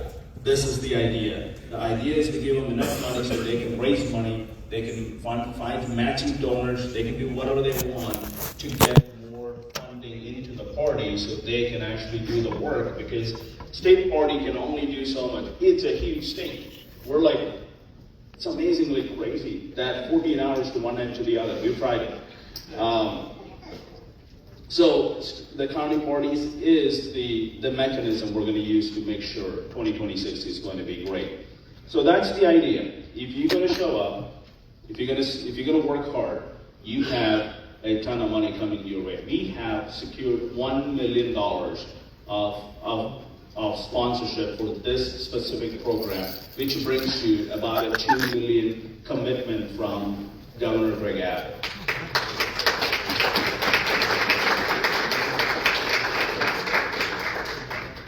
Governor is very generous, and you guys saw him last evening with the party now, and he is, his goal is one thing. I've had multiple conversations about this, and his goal is very simple. He wants to make sure the 2026 cycle is going to be amazing. He's on the top of the ballot. He's going to win. We know that. There is no confusion about it. But the one thing about top of the ballot, always have to remember, which I am very grateful that he's doing this, it's not about them, it's actually about the constables, it's about the county commissioners, it's about the people who's on the ballot that 4, 5, 6 pages later, that if Republicans don't show up, they will lose. This happened in 2018 when, even though Ted Cruz won the race, we lost our judicial bench in Texas. It took us many years to get a lot of those back. Even some of those are not back yet. So this is one of the things we have to do. Top of the ballot always wins because we are one of the first or second or third. But we have to do what we can to get all of our Republicans elected. So this is the main messaging for the 26th. We are working with all of our elected officials currently, and we're working with all of our candidates to make sure that we will have an amazing primary, but more than that, we will have a great convention. The convention's goal is to kick off our victory for the 2026 November election. So that's my primary messaging to you today. As you know, closed primaries are still going on, and we have given you all the updates on that. I have two other things that I want to mention. One, I'm going to ask Chairman Steve Ministeri to come and take about 3 to 5 minutes or 10 minutes, whatever he wants. Then after that, I have a special privilege. I'm going to take about a couple of minutes and give a couple of minutes to one of our employees, Daniel, and he will mention what he's going to talk about. Steve, please come on up, sir.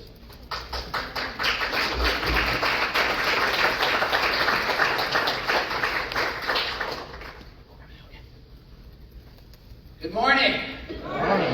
It's not every day you get $2 million, is it? Has that sunk in? The governor's going to spend $2 million on behalf of the Republican Party in Texas? Thank the governor. Now, I think it's important to understand how this happened.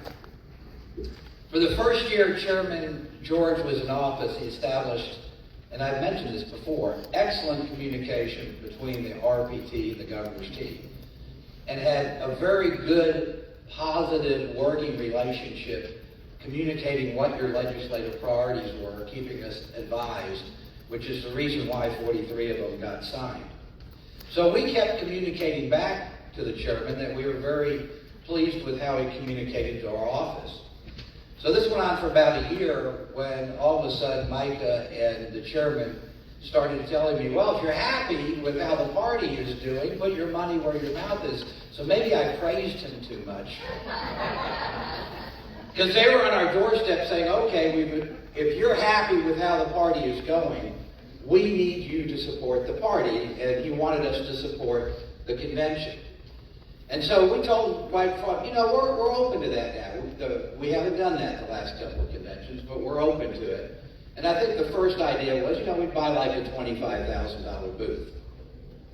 But he was hitting us up on being a prime sponsor to the convention, which is usually like a $100,000 plus commitment. Well, that's a whole different category. So in those discussions where he was saying what they wanted about, will you buy the main booth, will you do the prime, put together, that's like $150,000. The TGA folks, meaning Texans for Greg Abbott, mainly the governor's chief advisor, Dave Carney, said, if we're really happy with how we're working with the party, either be all in or all out. And the convention shouldn't be just about supporting the convention. Because he came up with the idea that it's one thing to have like a 3-day convention, you put a few $100,000 in so people could have a good event. But if it's only about when the event's over, that's the only effect, you haven't done anything for the general election. So let's think about ways that we could make the state convention carry over to help victory in November, which would be a much larger commitment. And then that started months. This has literally been going on for about 6 months, I think, Chairman, we've been talking. Months of discussions back and forth about what would that look like, how could that be accomplished? And here are some goals that we had on it. One, there is a narrative now that the Democrats have momentum and enthusiasm. So what way could we demonstrate to change the narrative that is incorrect, that our party is as fired up about supporting and showing support for President Trump, the governor, and the ticket, as the other side is fired up about trying to unseat us. And one is to have the largest state convention in the history of our party. The second is that there are people that have been engaged in the past that we don't think come anymore, partially because when you talk to people, costs keep becoming a factor. Transportation costs. So what did that look like? How could we do that? And then I think with Charlie Kirk's passing and what happened to him, it brought a highlight to the importance of our youth leaders, but also the enthusiasm out there, because you saw the outpouring of grief and emotion, and to try to channel that into bringing those young conservatives in. But they're really challenged by that. So we had some ideas and went to the chairman to say, We're all in on this. Here are some of our ideas. And the chairman, to his credit, said, hey, you know, by the way, in case you know, he's not shy about telling you when he disagrees with you. So like, no, let's not do it that way, because we had a different way to do some of this. But for example, it's the chairman's idea that the $100 go to 25 for students and 50 for seniors. And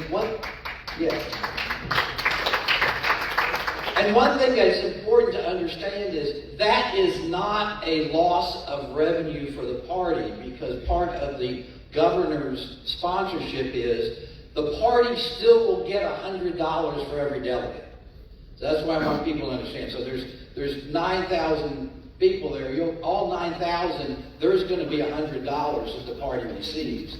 It's just that seniors only pay 50 and young people only pay 25. And part of that $2 million is the governor's commitment that if you have 1,000 show up, and you know, obviously we have people over 65 items, so we'll have thousands of those. True. But hopefully we'll have thousands of young people. Well, if you do the math on that, that's hundreds of thousands that the TGA will be writing a check to the party. That's in addition to the prime sponsorship of $150. So you see how this adds up very, very quickly. It was the chairman's idea on the transportation to start busing people, so that takes that away. And something the chairman mentioned, but I want to emphasize, he has in his budget for $40,000, and the governor has agreed that to be part of his sponsorship. But we have said it's not limited to that. If you have more need for more buses, we just don't want to commit to $500,000 worth of buses, and then there's 10 people on some of the buses. It's whatever the need is. So if we can do it for $40,000, that's great. If it ends up being $80,000, we're picking that up as well. There's never been an elected official, folks, that has ever done this for the state party or anything close.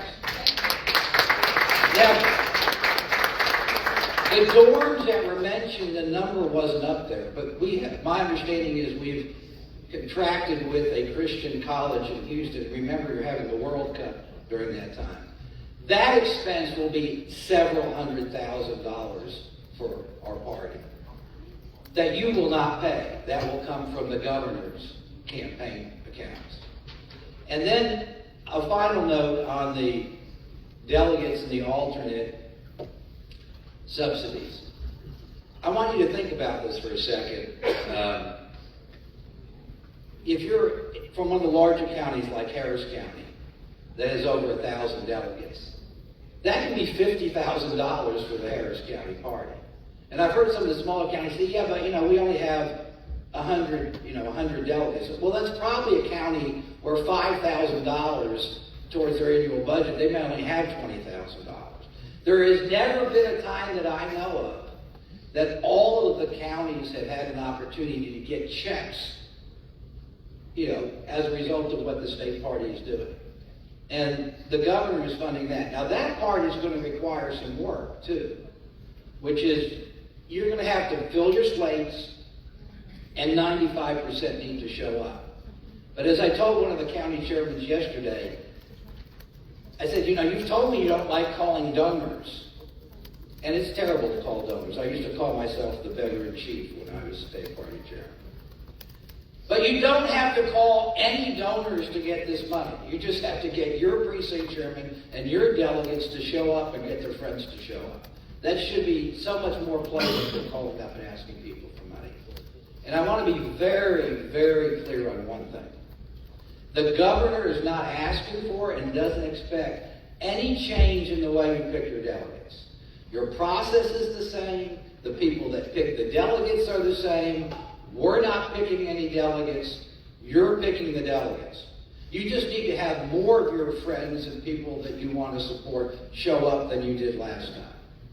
And finally, it has one other lasting effect. Because again, this is about doing something big. You don't spend $2 million, frankly, for y'all to have a good time and have a party. You just don't. We'll give you a couple $100,000 for that. But not $2 million. $2 million's idea is that we will get people battle ready to win and send a statement to the rest of the nation, just as we did with redistricting, that Texas will lead the defense of America first and conservative values. And so at the convention, the only thing we ask is that we can have our team members for 5 minutes to go by the East Senatorial District, show them like how to use the app and how to volunteer. So what we're hoping is that at the end of this convention, we will have thousands of volunteers ready to go out and do battle. And the end result of this is, hopefully this will start a new chapter of relationships between the elected officials, particularly the governor and the RPT, so that we can accomplish the real mission, which is at the next session of the legislature, get the rest of the agenda done, particularly on property taxes. So that is the end result. It's not about winning the election. It's about winning the battle for conservatism. So thank you for the time to allow me to explain it. We look forward to having a great partnership. And folks, be enthusiastic about somebody just telling you they gave you the largest donation in the history of the state party. Thank you.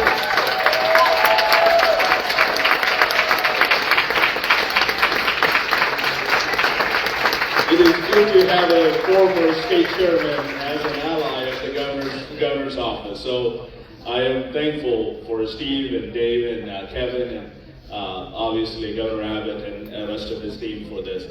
One of the things I missed, it was all of this is going to take a lot of work.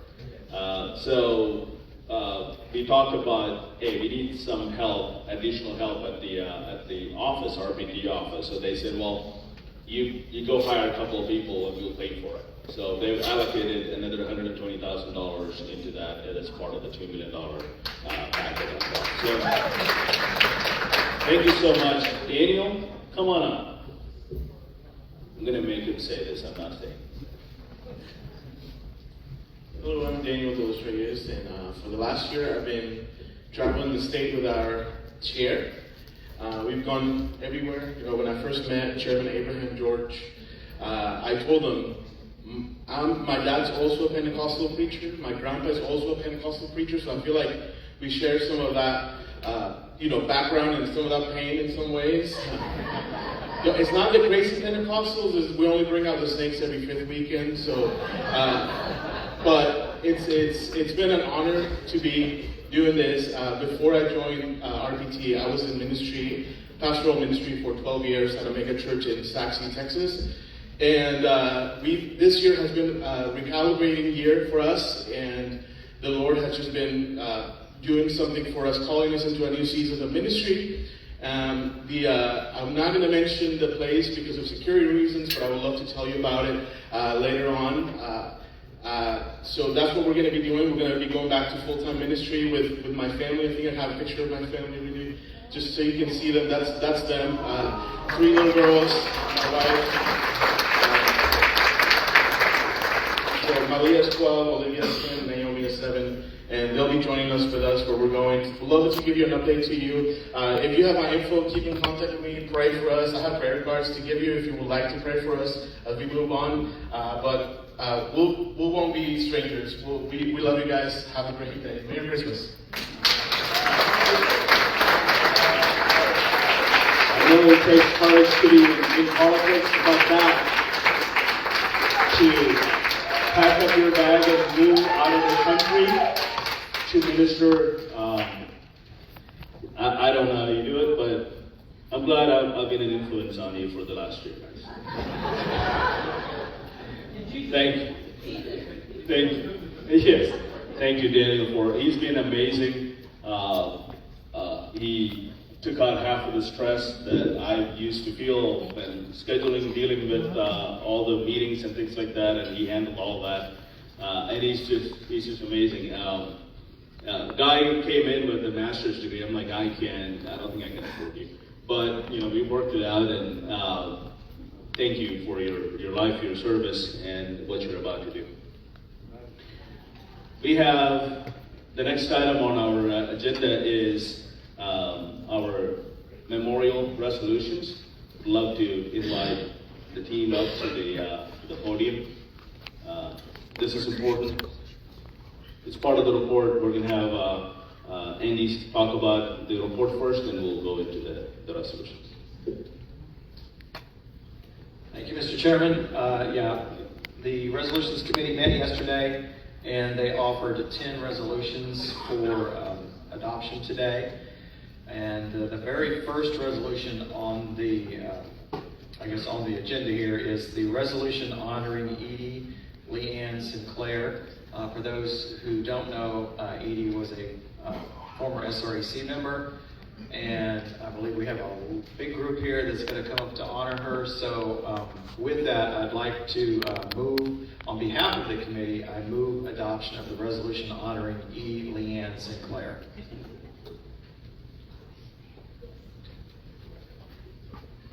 Whereas Edie Leanne Sinclair was born on July 9, 1965 in Phillipsburg, Kansas, and whereas Edie was a devoted wife of Rick Sinclair, and they made their home in Meadville, Fort Bend County, Texas, and whereas Edie and Rick were loving parents to their daughter Abby of blessed memory, and their sons Richie and Andrew, as well as devoted grandparents. And whereas Edie was a faithful servant of Jesus Christ, and her life reflected Galatians 5:22 and 23, as she radiantly displayed love, joy, peace, patience, kindness, goodness, faithfulness, gentleness, and self-control. And whereas Edie was known for her abiding happiness and her kind and nurturing spirit, which touched countless lives as she embodied the love of Christ in all she did. And whereas music was a cherished avenue for Edie to glorify God and bless others, and she shared her musical talent by teaching hundreds of children to play the ukulele, sparking in them a love for music and nurturing their creativity. And so true, whereas Edie loved the United States and Texas so deeply, giving generously of her time, talents, and energy to preserve the values and freedoms she held dear. And whereas Edie was an ardent pro-life advocate and a pillar in Texas Republican politics, and her wisdom and mentorship shaped the careers of many state and federal politicians, and rightfully earned Edie a widespread respect as a trusted advisor and influential leader in the Republican Party. And whereas Edie was a resolute conservative voice, a true patriot, and a tireless advocate for liberty, limited government, and the Constitution of the United States, and her leadership and passion for public service inspired those around her and strengthened the Republican Party. And whereas Edie served as an election judge for over 30 years and as the vice chair of the Fort Bend County Republican Party, and whereas Edie Sinclair was honored by the Fort Bend Republican Party in 2021 with a Lifetime Achievement Award for volunteerism and defending conservative values, and this honor was recognized in the House Resolution 1450 by the Texas House of Representatives during the 87th legislature. And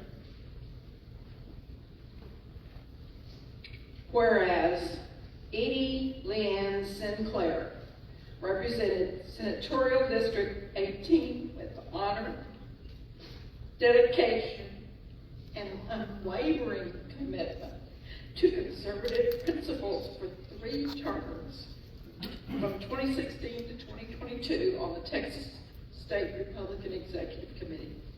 And whereas the Republican Party of Texas lost our dear friend, Edie Leanne Sinclair, on August 9th, 2025. Now, therefore be it resolved that the Republican Party of Texas honors and remembers Edie Leanne Sinclair for her faithful service to Fort Bend County, to Senatorial District 18, to Texas, and to the United States of America, and for her steadfast patriotism and lifelong dedication to the Republican Party, and be it further resolved that the Republican Party of Texas expresses our deepest condolences to Edie's husband, Rick Sinclair, to their sons, Richie and Andrew, and to their entire family, and to all of Edie's beloved friends. You make known to me the path of life. In your presence there is fullness of joy. At your right hand are pleasures forever. Psalms 16:11. And Mr. Chairman, I do want to introduce Carol and Kit Milder.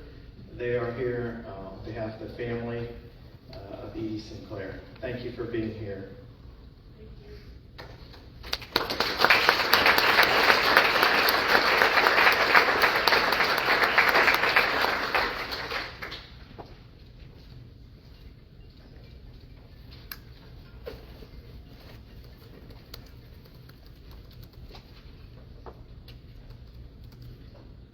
Without objection, this resolution will be adopted.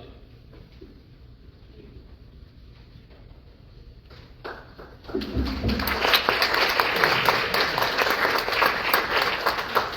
you, Mr. Chairman. Okay, the next one we have is actually another memorial resolution.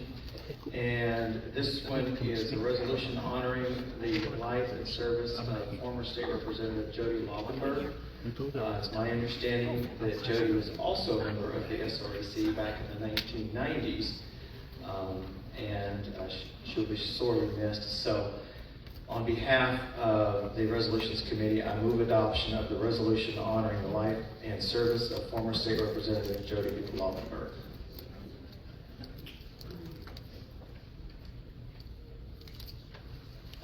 Good morning again. Since it's been a while since Jody's been on the SREC, I thought I would take a moment just to let you know that we lost an American hero, that Steve Atwell and I have known her since she was a teenager, and was Jody Barga, but she was one of the unsung heroes of the Reagan movement, that when the entire establishment was before, she was one of those working the phone banks here in Texas, and was a very rare individual that kept that activism from the time she was 18 until she was no longer able to participate because of her health. But she was an extremely principled woman that you could just, if you needed somebody to stuff in those days you had to stuff envelopes with computers and all that stuff. If you needed somebody to sit down and do tedious hours and hours and hours, she was that. And then she was a member of this body as well. So this is a resolution honoring the life and service of former State Representative Jody Laubenberg, whereas Jody Ann Barga was born on April 20th, 1957 in Dallas, Texas, and whereas she earned the Bachelor's of Arts from the University of Texas in Austin, and while she was a student, served as an officer in the University of Texas Young Republicans, and whereas she was a leader of the Youth for Reagan in 1976, and whereas a young adult deservedly earned a reputation for volunteering countless hours for conservative causes and candidates, and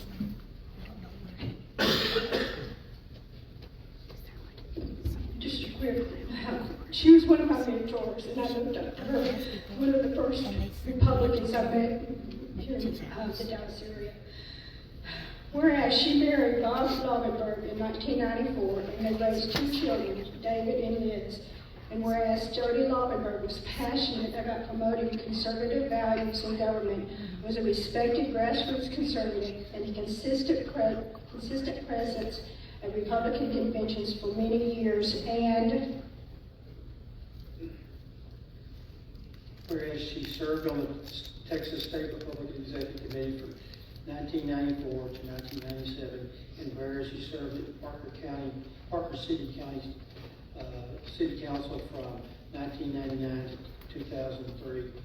Whereas Jody Laubenberg honorably served the people of Texas House District 89 from 2003 to 2019, and distinguished herself through the principal leadership and unwavering commitment to the values of the Republican Party. And whereas her 8 terms in the Texas House of Representatives, Southpark was a strong and effective voice for the pro-life movement and sponsored landmark legislation, including House Bill 2 in 2013, which reaffirmed Texas' commitment to protecting freeborn life and ensuring that women's health and safety. And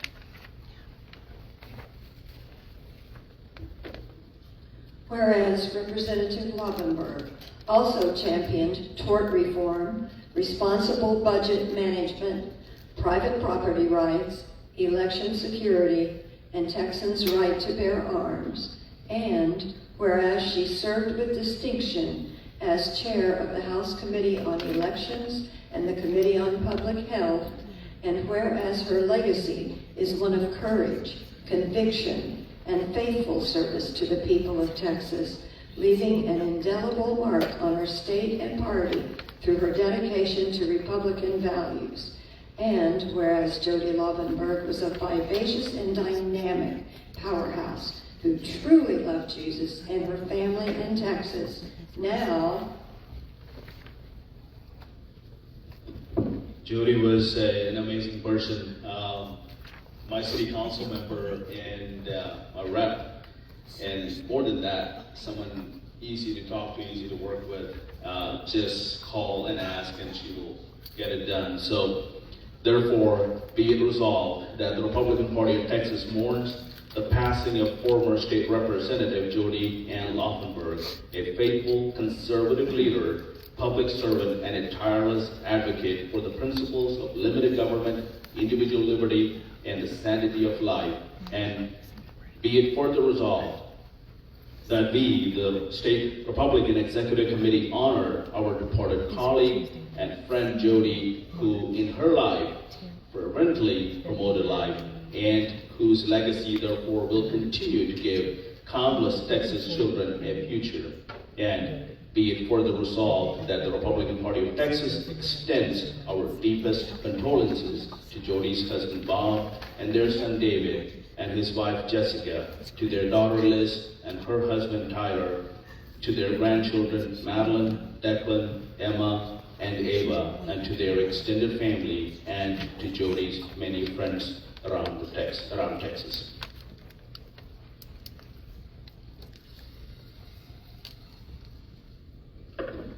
Without objection, we will adopt this resolution.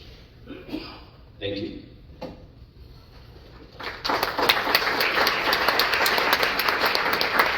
Last night, Virgil told me this, and I didn't see that. Because her life and her work, there are many children alive in Texas today. So that matters. Okay, thank you, Mr. Chairman. Okay, now we're on to the third resolution. It should be in your packet. You should see it there. It's actually also in the live document.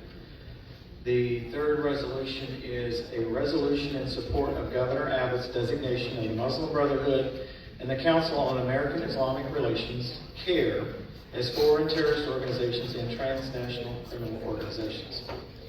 I believe this came from our esteemed committeewoman, National Committeewoman, Debbie Georgiades, and you heard her talk a little bit earlier this morning about the governor doing this.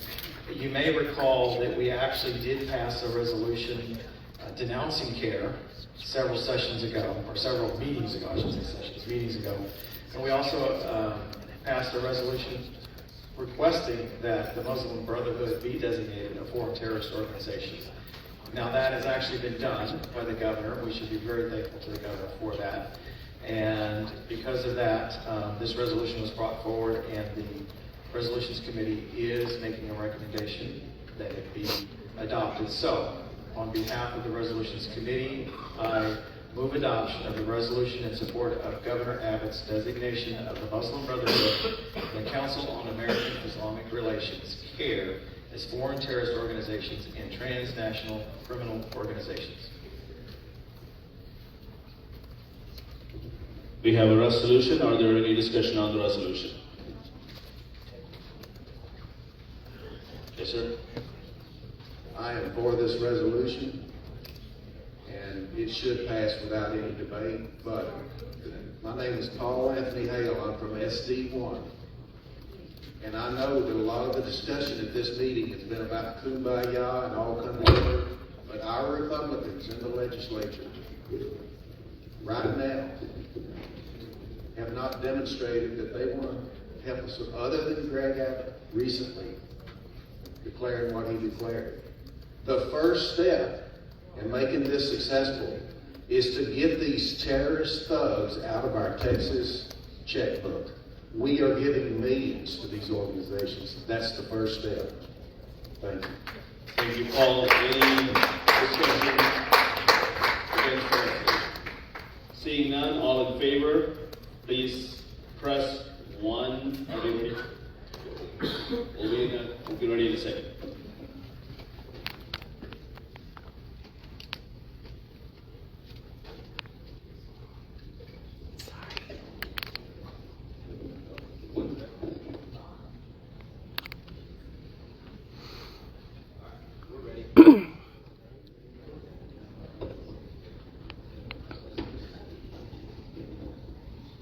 All in favor, press 1A. All opposed, press 2B. If you're abstaining, press 3C. Hang on just a second, one of our...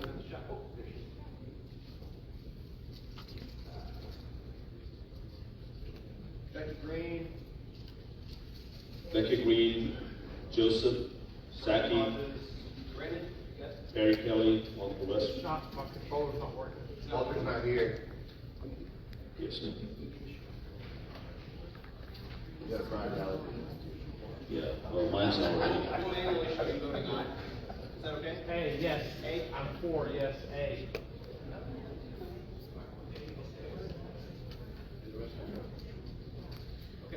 This isn't clicking either, so just show me.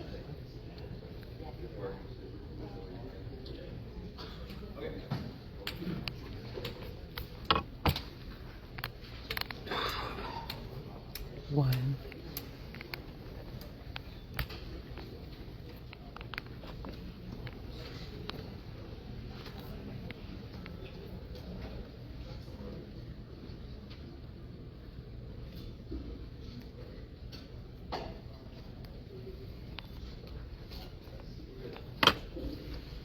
Thank you. With 58, am I right?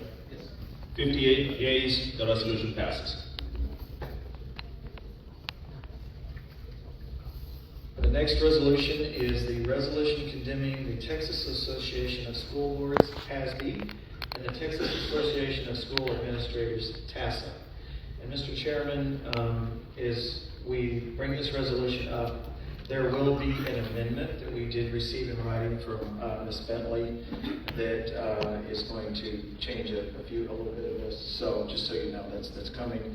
And so with that, I move, on behalf of the committee, I move adoption the resolution condemning the Texas Association of School Boards, TASB, and the Texas Association of School Administrators, TASA. Thank you. Are there any discussion on the whereas clauses? Sorry, on the resolve first. Yeah, I'll take your amendment.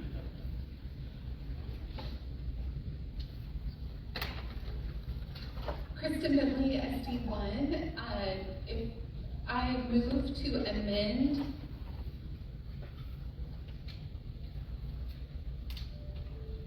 by striking the second resolve clause and replacing with, and I think Virgil is going to put it up on the screen. Okay, we have an amendment that is on red. Are there a second?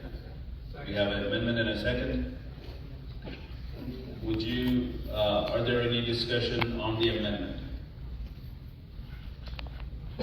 Ellie, you may speak. Okay, so essentially what I did is I cleaned it up and removed anything that I thought was sort of outside of our purview or what would be our place, including calling on TASB and TASA to stop, doing these evil things that they're doing. So I think I wanted to make sure that we kept in there what we want to prioritize in the next legislative session, because we do have members that are already coming up with their legislative plans for next session. They're working on that right now. And so there's some really great ideas on how to, I think, create new statutes that would bring in and create accountability for some of the actions that TASB and TASA take. And so I think the original author of this has really great institutional insight into what school board members go through with regard to the bullying practices and really monopoly that organizations like TASB have on school boards. And I wanted to make sure that that was kept in there, and that can help inform our own legislative priorities at convention if we have something that addresses this issue. And I think that was it. Okay. Are there any discussion against the amendment? Question, can you scroll up on that for us? Is that all the amendment language? Okay. All right. Give it a second for all the members to read each paragraph. You can scroll that.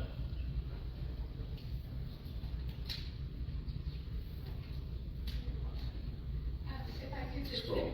I just caught one other thing. I do think it's also under our purview to encourage school districts, which many do have Republican members on there, to go ahead and look at their own interactions with TASB and TASA. And so I wanted to leave that part in there as well. Okay. Are there any discussion against the resolution? The amendment? Seeing none, all in favor of?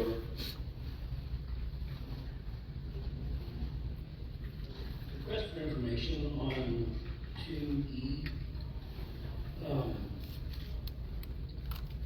It mentions allowing support and regulatory relief so districts can leave TASB and secure comparable or superior coverage at lower costs.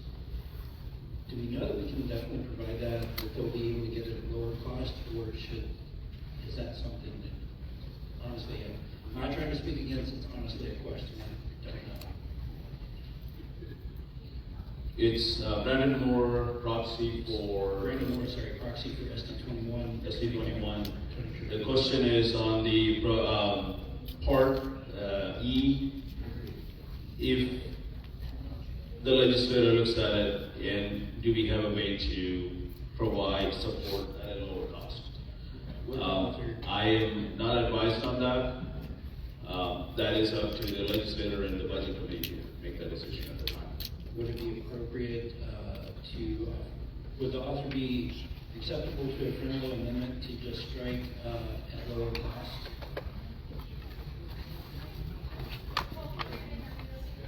Chairman, Brandon Hodges, SD31, can I speak as the original author? Can I speak? Yes, sir. Please. So the overall purpose of this isn't to pick one or another. There are other alternative options that are within the cost range for lowering, but the purpose as a body is to get the freedom for school board individuals to be able to go out and look for RFPs and RFQs that are within a relative range. And right now, TASB does monopolize the insurance side of it somewhat, but there are other carriers, insurance carriers, that are available to offer this at a reasonable price as well. But right now, it is hard to compete with them because they hold the market share. But we have found alternatives that are within reason and acceptable financial range for us to look at alternatives. The purpose is for the legislatures to offer an opportunity to open up the market much broader for the local districts to find what works best for them. Okay, thank you. Are there any other discussion on this amendment? Seeing none, all in favor of the amendment, please say aye. Aye. All opposed, please say nay. The ayes have it, the amendment is added. We are back on the resolution. Are there any other discussion on this resolution? Just want to... On the resolved clauses. Jeremy Story, SD5. Yes, sir. I just wanted to really quickly note that this is essential. It's not just a side issue, because so many things in our priorities from the previous years, and I'm sure in the coming years, are indirectly or directly related to this. These two organizations so regularly work against our priorities, not just in the education sphere, but in other areas as well. They have indirect influence, and as a result, it overrides a lot of our good bills and laws that are passed. And it's so important that we draw attention to this and that we do something about it and encourage the legislature. It's not this little side issue. It affects so many of our other priorities. For example, the governor's main priority of reducing property taxes in the next session. These two organizations are largely responsible for the making it difficult to make that happen.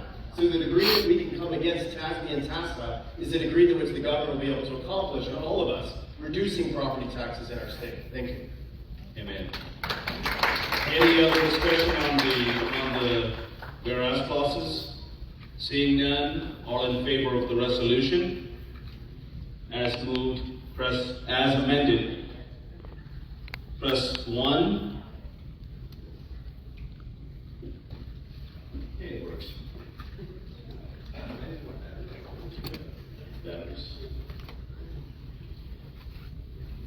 If anyone is opposed to this resolution, please press 2. If you're abstaining, press 3. I didn't mention this during my message earlier. The top of the priority list will be property tax for state of Texas. That's going to be the worst thing that we're going to have to deal with, and reining in on local entities is the way to do that.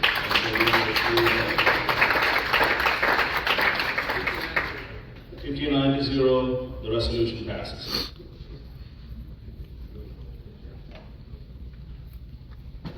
Mr. Chairman, the next resolution is the resolution calling for the immediate removal of Texas Commissioner of Education Mike Moran. Now, as a prelude, we do have a substitute, a floor substitute, that will be brought forward that will also change the title of the resolution slightly, as well as the majority of the text. So, I guess just be prepared for some time here to look through each of these. Kristen Bentley will be bringing that. With that, I move, on behalf of the committee, I move adoption of the resolution calling for the immediate removal of Texas Commissioner of Education Mike Moran. It's coming to report. I'm going to rule this resolution as it is out of order, and this body is not here to pick on our elected officials or appointees of the governor. If you want to make this as an elected post, talk to your legislators. We can have a resolution on that. If you want the entire TEA to be abolished, like where they did in DC, I'm all in for that, but this resolution is out of order.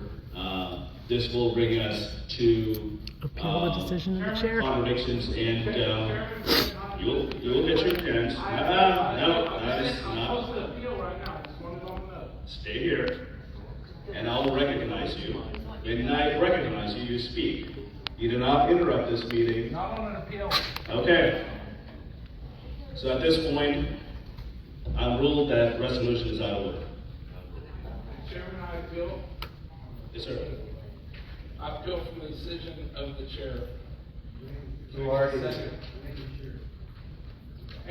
Abraham George, ruling on it.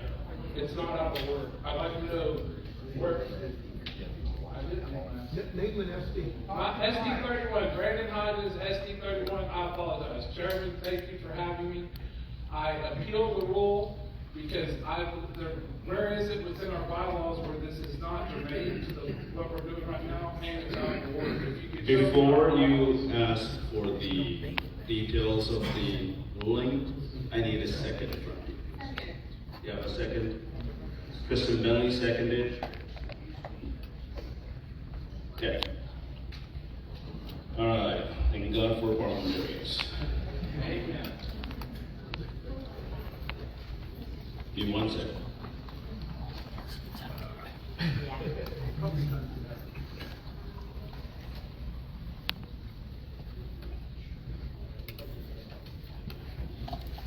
Gonna take a 1-minute recess.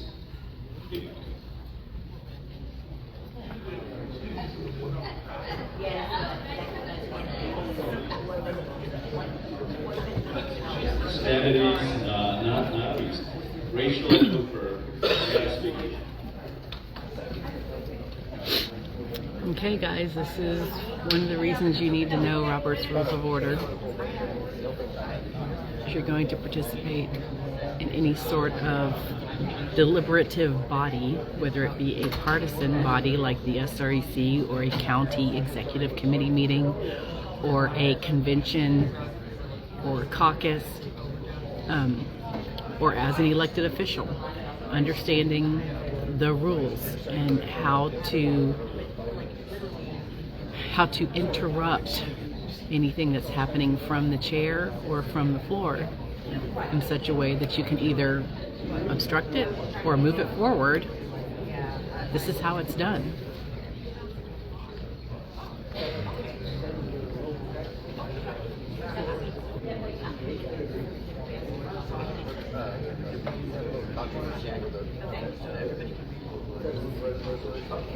So y'all were here when they were talking about young people. Yeah.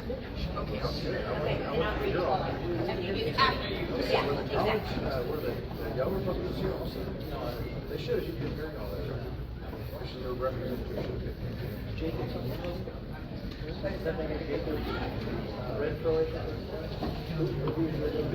All right, we're back.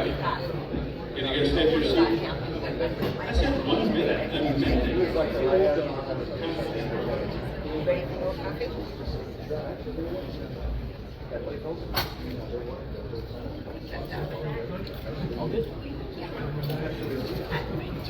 I have to get the order. So in the, I don't remember what it looks like. we get all the members to come back to their place. Oh my goodness. Paul Hale, Gary Fisher, Wilson Bishop, let's get all names now. Chris Rowe, he's here, sorry. All right. I don't think I want to go to executive session unless you guys want me to. I'm going to speak. The parliamentarian tells me I get to speak first, then I get to speak last. The reason I want to rule it out of order, the resolution itself speaks about Midland ISD, which is currently in a dispute in court with the PEA and who is Michael Ryan as the commissioner, where our member, Brandon Hodges, serves as the school board member. This is their fight, and I don't know the details of it. It's a fight they need to settle between them. I do not want this body and our resources pulled into that fight and that lawsuit. We have our own problems that we are fighting, and we don't need more legal fees. And this is the reason why I am ruling this out of order, because this is really not a fight that we want to take on. So I am making the decision with the advice of our parliamentarian and our general counsel. You all have a fiduciary duty to protect this party just like I do. When we need funding for lawsuits, we have to be in a place where we can defend why we do what we do, like those primaries. This is not a fight, because there's about probably 20-some lawsuits between PEA and many school boards, which most likely I'm going to be on the side of the school board most of the time, but I'm not a fan of DE. But that's not the point here.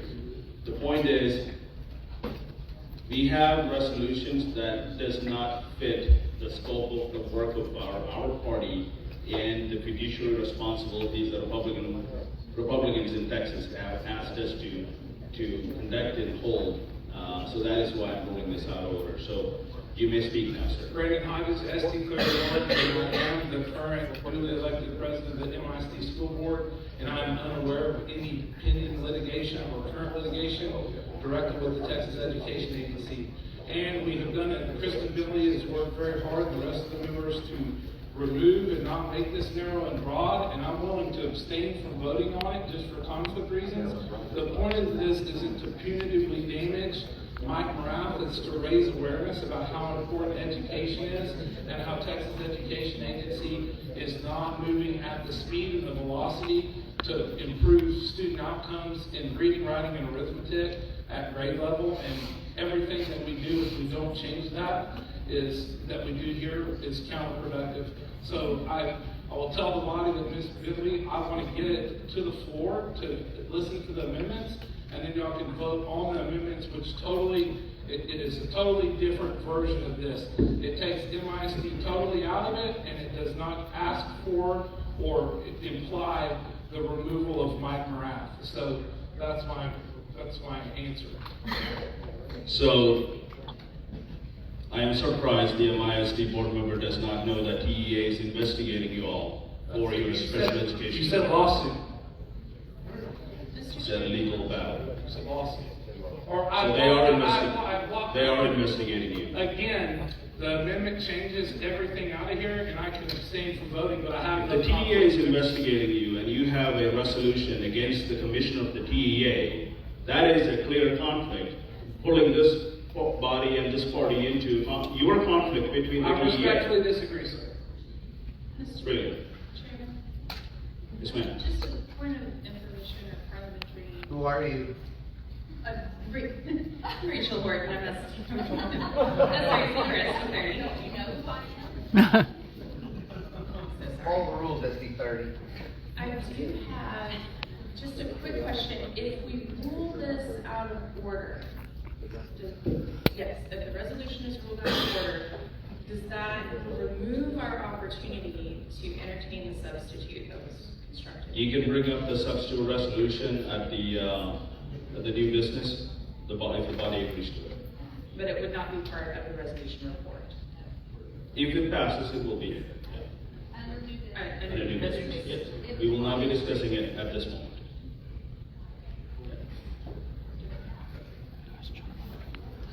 Any other discussion on this? I'm in favor, in opposition of, hold on. Brandon spoke in opposition of the ruling. Anyone in favor of the ruling? I'd like to make a motion to the minute. No. Seeing no other, we are going to take a vote, and it's a simple majority. Mr. Chair, request for information. If the chair votes yea, they are voting to uphold your decision that this is out of order. If the members vote no, they are overturning your decision. Is that correct? That is correct. Thank you. If the vote is yes, it will side with my decision to make this resolution out of order. If you vote to be no, you are wanting to have the resolution move forward. Chairman, SD31, Brandon Hodges, point of information. This vote is just to remove it from floor. If the body votes against your ruling, all it does is bring it to the floor where people can author amendments and hear Ms. Bentley's amendment, correct? That is correct. Thank you, sir. All right. All in favor of the ruling, please press 1A. All opposed, press 2B. And if you're abstaining, press 3C. I'm sorry, I need clarification because so many. We're in the middle of a voting now. So it's no to. If you are in favor of the ruling, 1A. If you are against the ruling, 2B. And if you're abstaining, 3-0.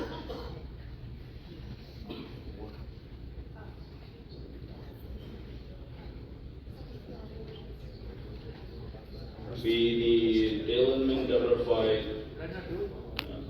Oh, we got it. Bomb off. Did it. Can you do it again?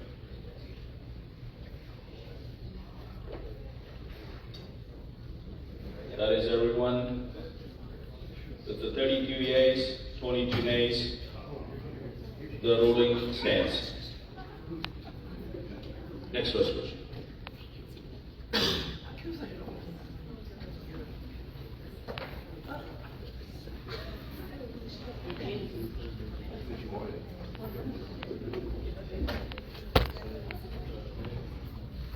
Mr. Chairman? Okay. Sanity's Mr. Court.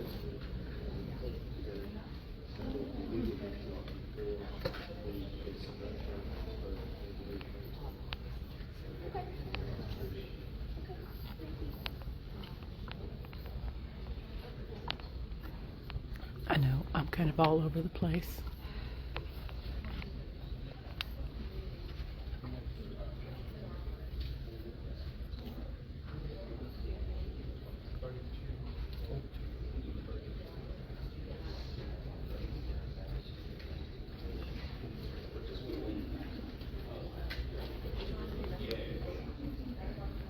Sorry, we gotta redo the votes one more time because we didn't take the picture fast enough.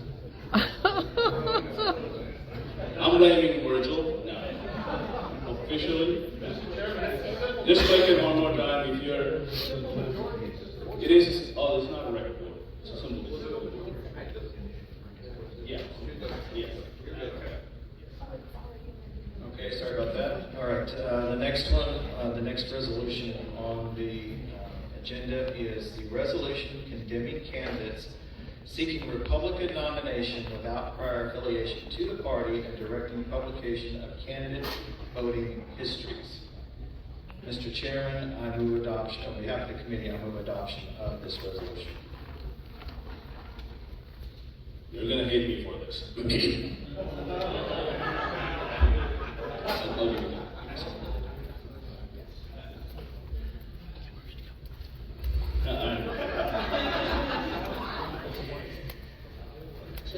Do it. No. Okay, give me a few minutes. This resolution clearly conflicts with the election law and our Constitution. Because of that, I am ruling this resolution out of order. The resolution says if you're not having voted in the Republican primary, you're not supposed to run. If you're 18 and you haven't voted in the Republican primary, you are allowed to run. If you moved from one end to the other end of the country, you are allowed to run. We cannot go against the Constitution of Texas and the election law and put up a resolution because somebody has someone running in some district. That is not how this body works. Please stop doing resolutions like these. Are there any motion to challenge the ruling? Seeing that the resolution is ruled out of order. Point of inquiry, unrelated to what just happened, but point of inquiry. Jeremy Story, ST. Yes, sir. Does the chair have any intent, or believe that there's any intent to remove the ability for new business items to be put in the, and be used in this? What do you want? Okay. That decision belongs to the body. All right, Mr. Chairman, I'm sorry, and I hope this will be okay with you. This is the resolution condemning the use of push polling in Republican primary elections. Just an explanation of push polling. I'd never heard the term push polling until this resolution was brought to me, but I've heard of the tactics. And basically, what push polling does is a person will call you with the guise of doing a survey, and they will say something like, now if Abraham George had decided he you found out he did not vote for President Trump in the last election. Would that, for the record, I did. yeah, would that change your mind? So they're planting doubt and making you think he didn't vote for President Trump. Another example would be, if Abraham George was totally against any type of border security in Texas, would you vote against him in the primary? Again, they're planting these seeds of doubt, and that's what push polling does. They're not lying to you, but they're not telling you the entire truth. That is not what they stand for. And so people who do not do their research will not be able to understand what's going on, and they will believe what the polling tells them. So that is what push polling is. And so if you read the resolution, you will actually see that. So, Mr. Chairman, I move adoption on the resolution condemning the use of push polling in Republican primary elections. And I'm sorry I used you as an example. Thanks. Again, just kidding. Are there any discussion on the resolved clauses?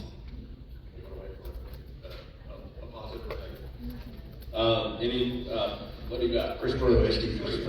I would like to speak against this. We are the party of free speech. Even speech we don't like, even nasty speech, sometimes even slanderous lies.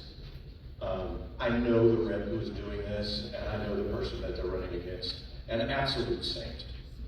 But we have free speech. Politics is a blood sport. We're going to get bloody, we're going to get beat up. People are going to lie about us, believe me. I've been lied about, everybody in this room has been lied about, but it's not, we do not go against free speech for any reason. We must remain absolute on this. I encourage you to vote no on this resolution. Anyone in favor of the resolution? Karen Marshall, SD26, I speak in favor. This says we condemn the use of such duplicitous practices. It does not say we are making it illegal. It is not saying that we are calling for any consequences or law changes. It just says we think that this is duplicitous and beneath us. That's all it says. Is we disapprove of such low tactics. That's all it's saying. It's like we don't think that that should be employed by anybody on our side, and we don't think it's right. It's not actually condemning anything or blocking free speech in any way, shape, or form. Anyone in opposition of this resolution? All right, seeing none, we're going to go to a vote. I do want you to know the resolutions don't become laws. We are not legislating. All in favor of this resolution, please say aye. All opposed?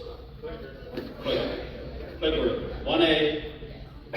All opposed say nay or 2B. And if you're abstaining, press 3C. If you're in favor of the resolution, 1A. If you are against it, 2B. If you are abstaining, 3C.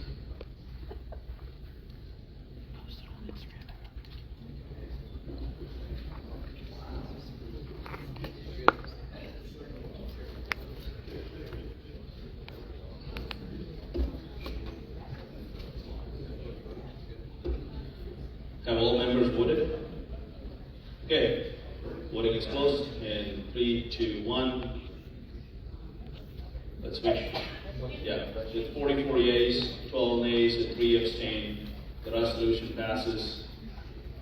Let's take the pictures.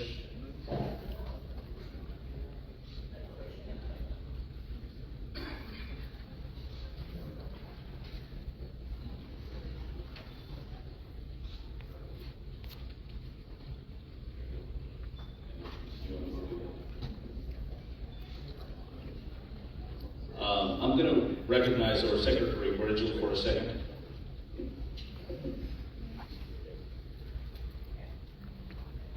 I just wanted to communicate a message that we just got via Cheryl Thompson-Draper that came all the way from halfway around the world, where Rick Sinclair, who is Edie's widower, he wanted to send a message to us.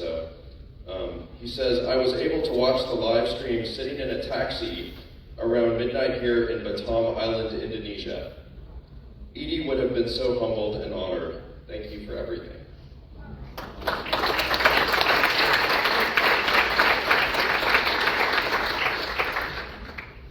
Okay, Mr. Chairman, the next resolution that we have is a resolution recognizing Erin Anderson for her courageous journalism and contributions to protecting Texas students. For those who don't know Erin Anderson, she is a journalist. She frequently reports with Texas Scorecard, and she has exposed a lot of the sexual misconduct in our schools that others have not been able to uncover. So this resolution is just a recognition of all her hard work and reporting that she is, her courageous reporting that she has done, and the backlashes that she can face. So with that, Mr. Chairman, I move adoption of the resolution recognizing Erin Anderson for her courageous journalism and contributions to protecting Texas students. Are there any discussion on this resolution? God bless her. Seeing none, all in favor, please press 1. All opposed, please press 2. If you are abstaining, press 3. If you are in favor, please press 1. If you are against the resolution, 2. Outside.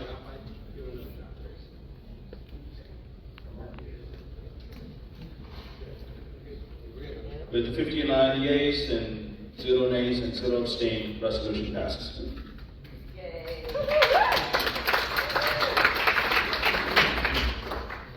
Mr. Chairman, the next resolution is a resolution urging the reform of eminent domain law in Texas. I move, on behalf of the committee, I move adoption.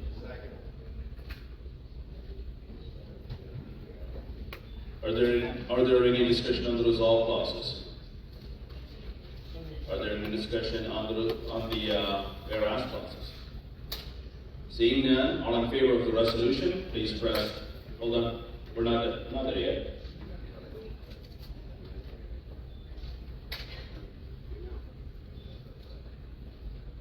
All in favor of the resolution, please press 1A. If you are abstaining, 2B. I'm sorry, if you're against, 2B. If you're abstaining, 3C. 1A, 2B, 3C. This is part of our platform. Paul Hale, you in favor? All right. Roman Klein, get it? Paul Yamarick, you got it. Solomon. Out of all the people, if you missed that. Patrick Baum. I did. Yeah, we'll do it again. Pointed at Micah. Kevin. All right, Kevin. Yes, sir. With 58 yeas, 0 nays, and 0 abstain, the resolution passes.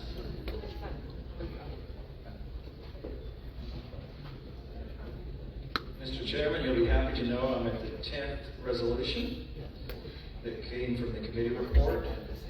This is the resolution to require artificial intelligence data centers to adhere to oil and gas industry water protocols and use recycled water. I think everyone knows how much the AI data centers use in electricity as well as water to cool the computers, the microchips, and you will often hear that there are closed loop systems that is only closed loop before they reach the cooling towers. Cooling towers always emit water into the air and use water. Therefore,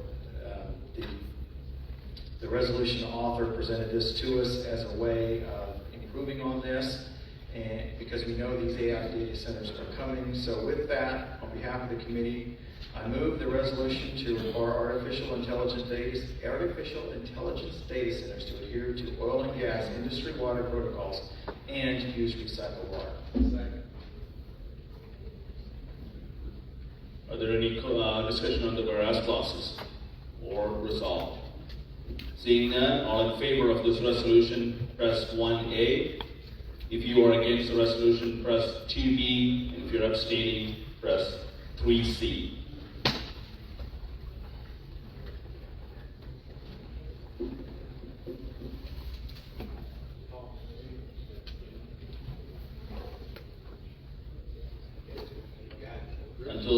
wants to figure out a way to put all the data centers on the moon. We're gonna have to deal with this.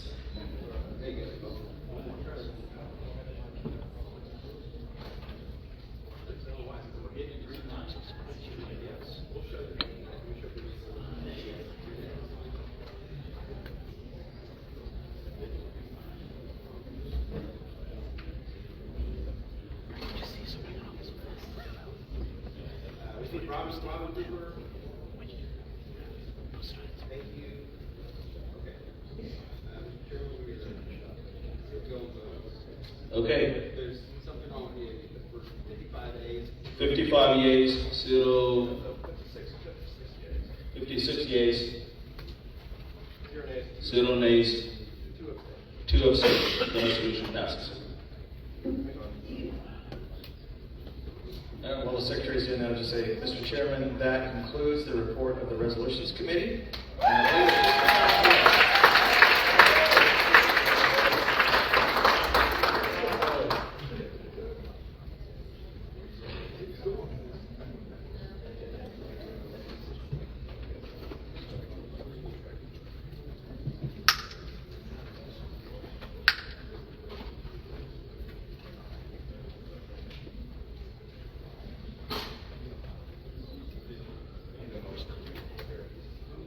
We're going to take, hold on a second.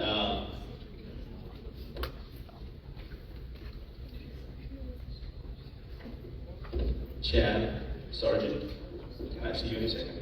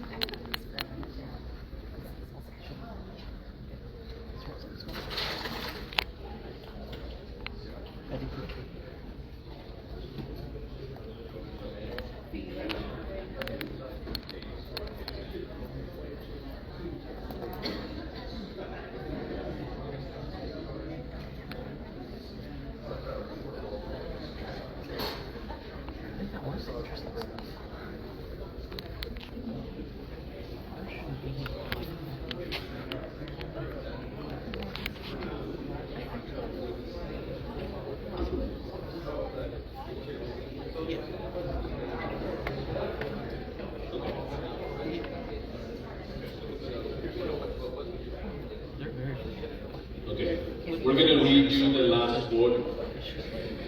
Something's going on here with the technical stuff. Give us a second. We know the number, we just don't have the record of each of the votes. Okay. Do you guys want to take a 5-minute break? Yeah. Do the vote first.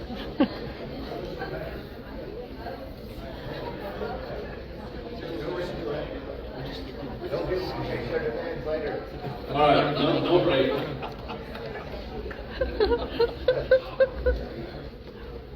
Last resolution, that was the resolution for the water. We had, I think, 5602. We're going to redo that. If you guys can find your place. Are you guys listening? Yes.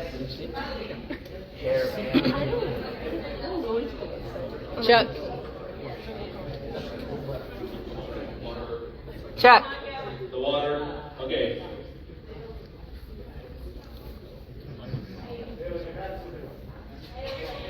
Is it working? They're all pressing. It's not. There it is. Point it at Micah.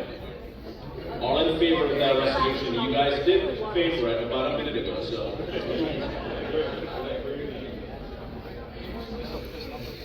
based on that flawed logic, pending litigation, we shouldn't even be meeting because we have pending. We had a power cycle happen here. Sorry about that. Just wait.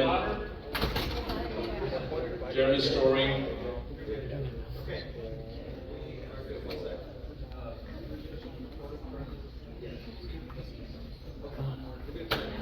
All right, now we have one more vote.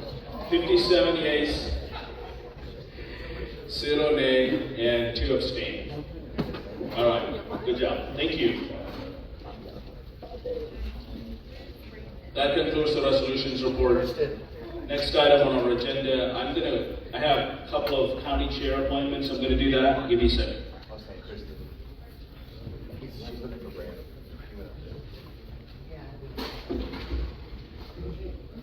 God bless these people walking into the filing time.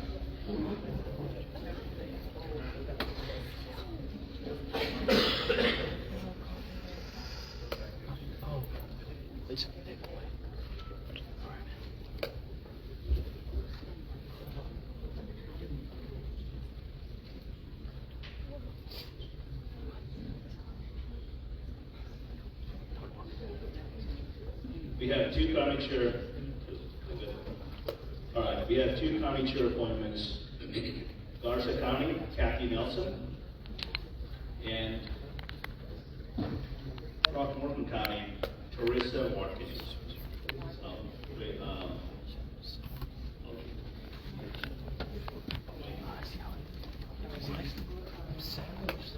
All in favor of the appointments of these two county chairs, please say aye. Aye. Opposed, say nay.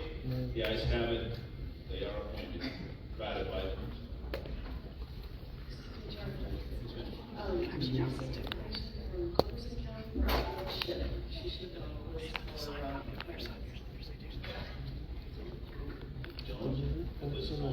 Can we work on it? Before we finish the meeting? Can you get Michael on the details? Get that up. All right. Next item. Yes, sir. I have a county chair appointment for Mitchell County. Brandon Hodges, SD31, John Beckmeyer for Mitchell County. We already appointed. Is there what? But did we talk about, we're not doing that again? It was an appointment, we weren't bringing it to the body? I think there's a couple more that we need to do. I didn't, my apologies then. Yeah. If it's already done. No, it's actually it did. You did do that last year. Okay. We voted on last SRC. But we do have one more. Mike is getting the details. I don't know if we send in 3 letters. We can do that.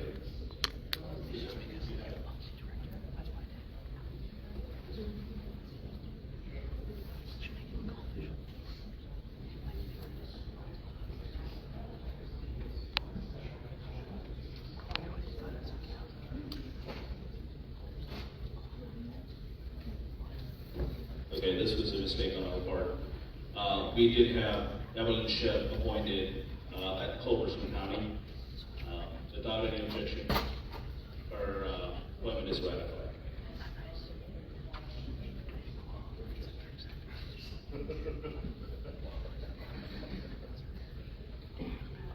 All right, we've got officials committee report coming out. Give me 1 second, I gotta look at the numbers.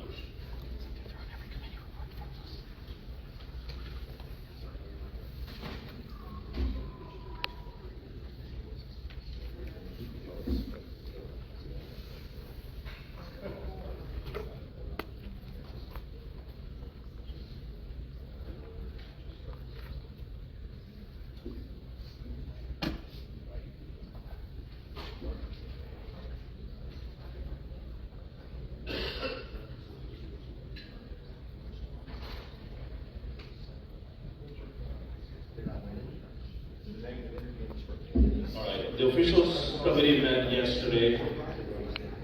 We are still in session, guys. Have a seat. The officials committee met yesterday. Most of you were there. So the only major decision we made was to approve $150,000 more dollars. Not that. Sorry, not this.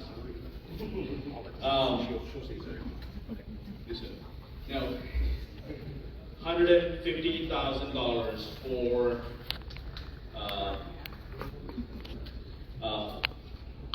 closed primaries filing. And I do need the approval of the body on that. No, actually I don't. Officials approved it. So we're going to spend $150,000 more for closed primaries. And if we can actually get an agreement with the SOS, hopefully we don't have to spend a couple of $1 million. The screen said Abraham George for state chair 2026. As part of the officials committee report, as part of our rules, we have to put our budget up for the approval as well.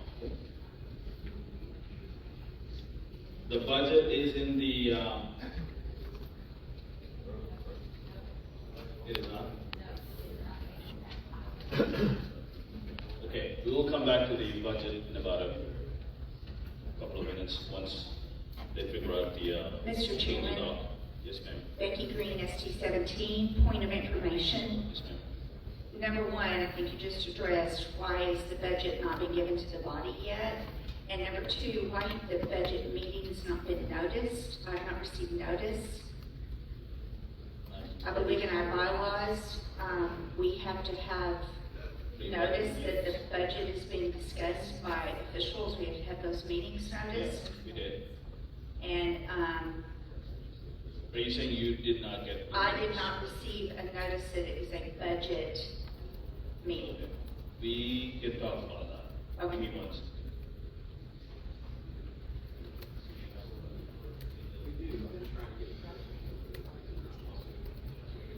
All right, we'll come back to the budget after a couple of these meetings.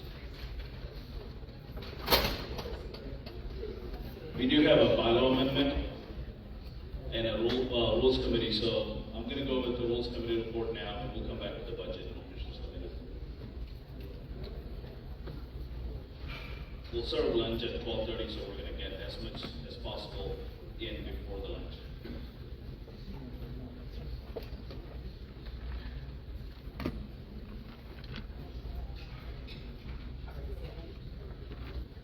Members, there's nothing to vote on. We have no report. There was two notices out there. One of them was a notice to change the some language in how members can be addressed in committees. And after discussion, the committee agreed that we weren't going to bring that forward because it would actually could make it more restrictive.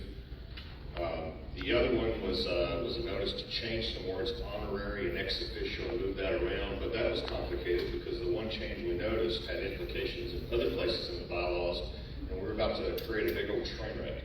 So we're going to go back and take another look at that so we don't create a mess. So as a result, there is nothing to vote on in the Rules Committee report. I will ask you, however, text down by 4 points, and I think it's the negative energy in this room. And I need you guys to all get positive so they can have a great second half. Greco.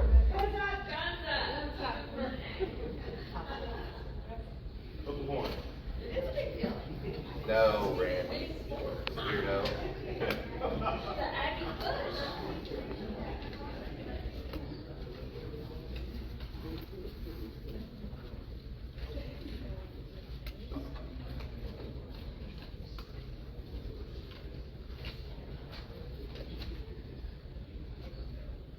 See what's going on here. Walter West isn't here, so you're going.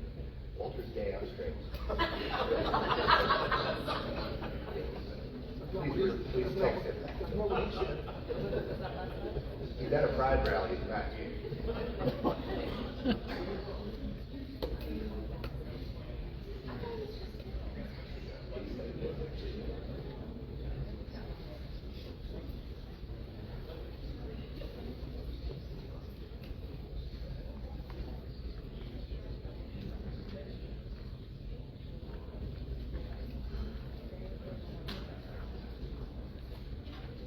His ears must be hurting.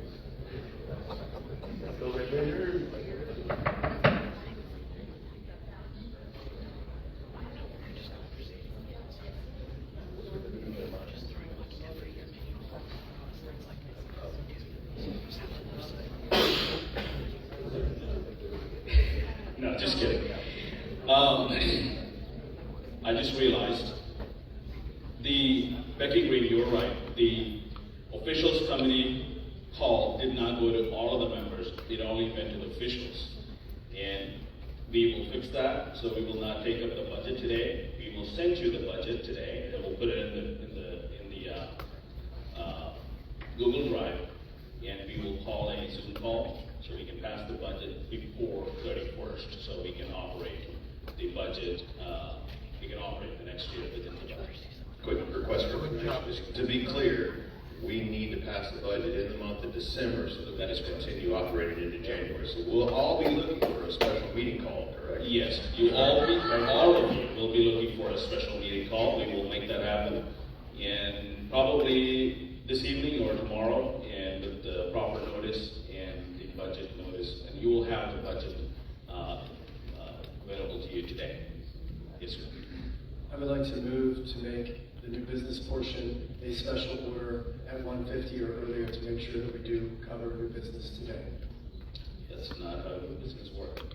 Once the business is done, we will do that. Yeah, but a special order would ensure that it occurs at 1:50 without suspension. It would suspend rules that would allow for being disallowed to be covered. Okay. Before 1:50 or before. 1:50 or before. You want to watch it again? Yeah, just, no, sorry. No, sir, I just want to ensure that we do have the new business, and that a special order prevents many motions that might cause people could potentially make to remove our ability to do new business. Are there a second to this? Second. Okay, we have a motion and a second. Is there any discussion on this?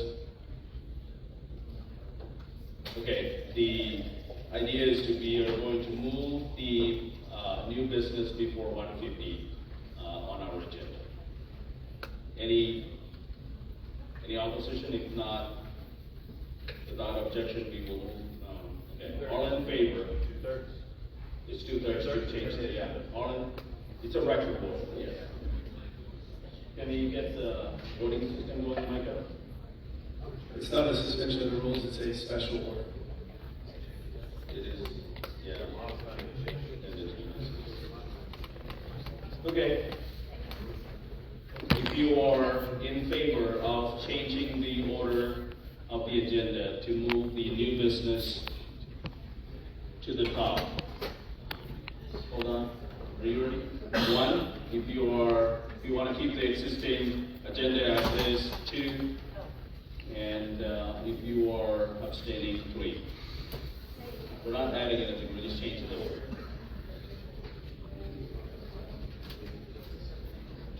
Changing the order of the agenda to get to the new business before 1:50 p.m.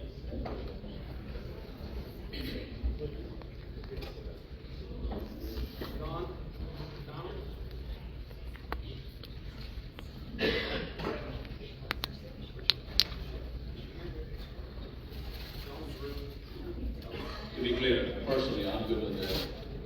Okay, we're good. Okay, 53 yeas. We will pick up the new business before 1:50 p.m. We have, yes, ma'am. Will you be needing a quorum of the full body of, Karen Marshall, SD 26. Will you be needing a quorum of the full body on the Zoom about the budget coming up? Yeah. Okay, just wanted to be sure everybody knows they should attend. Thank you.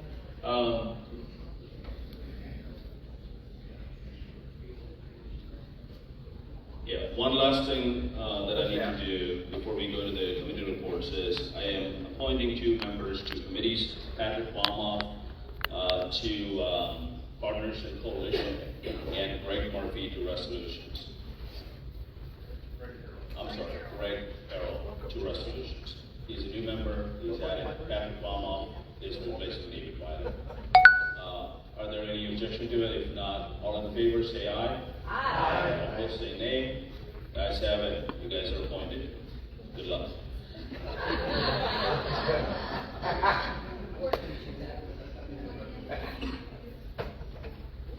Next item on the agenda is Candidate Resource Committee. Becky.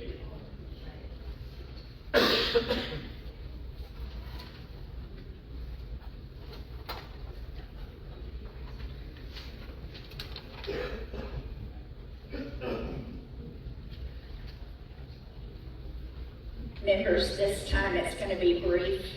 For the next several meetings, it will not be brief. You have been warned.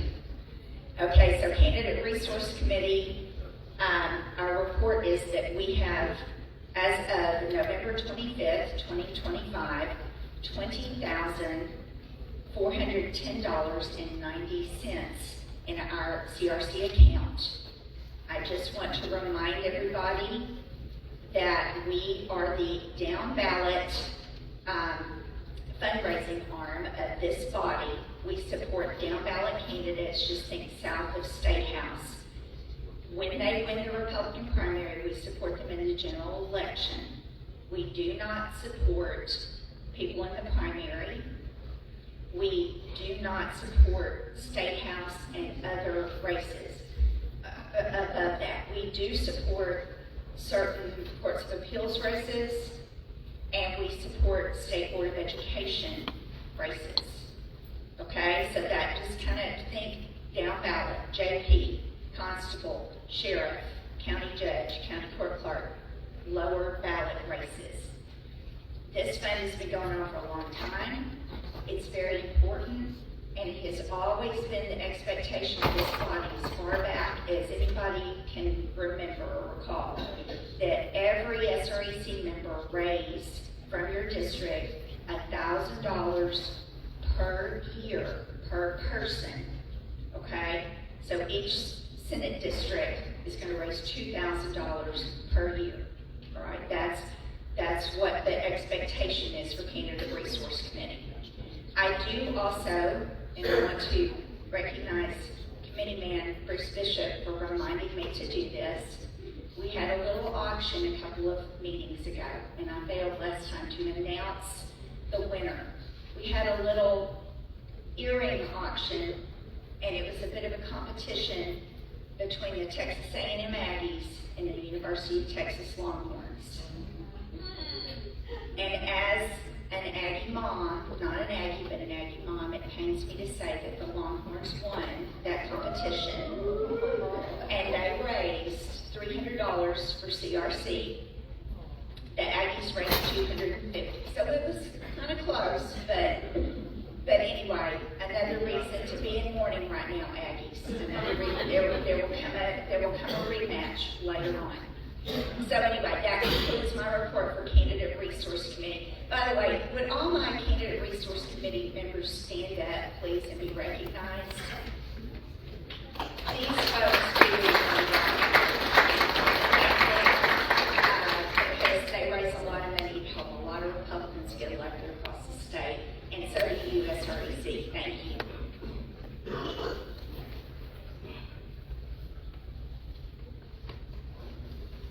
Thank you. I just want to say a loss is a loss, regardless of the number.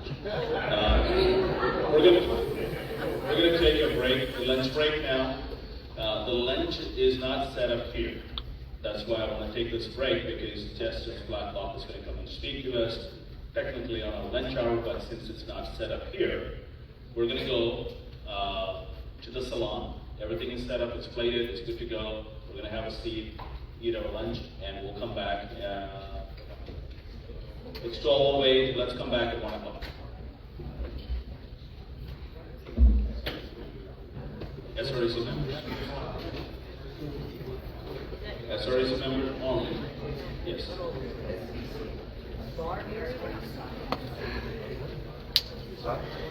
You don't get to eat. Who's ordering pizza? So you leave me there at... Never had strangers over for no reason. Okay guys, I'm going to stop this stream and I'll be back after lunch.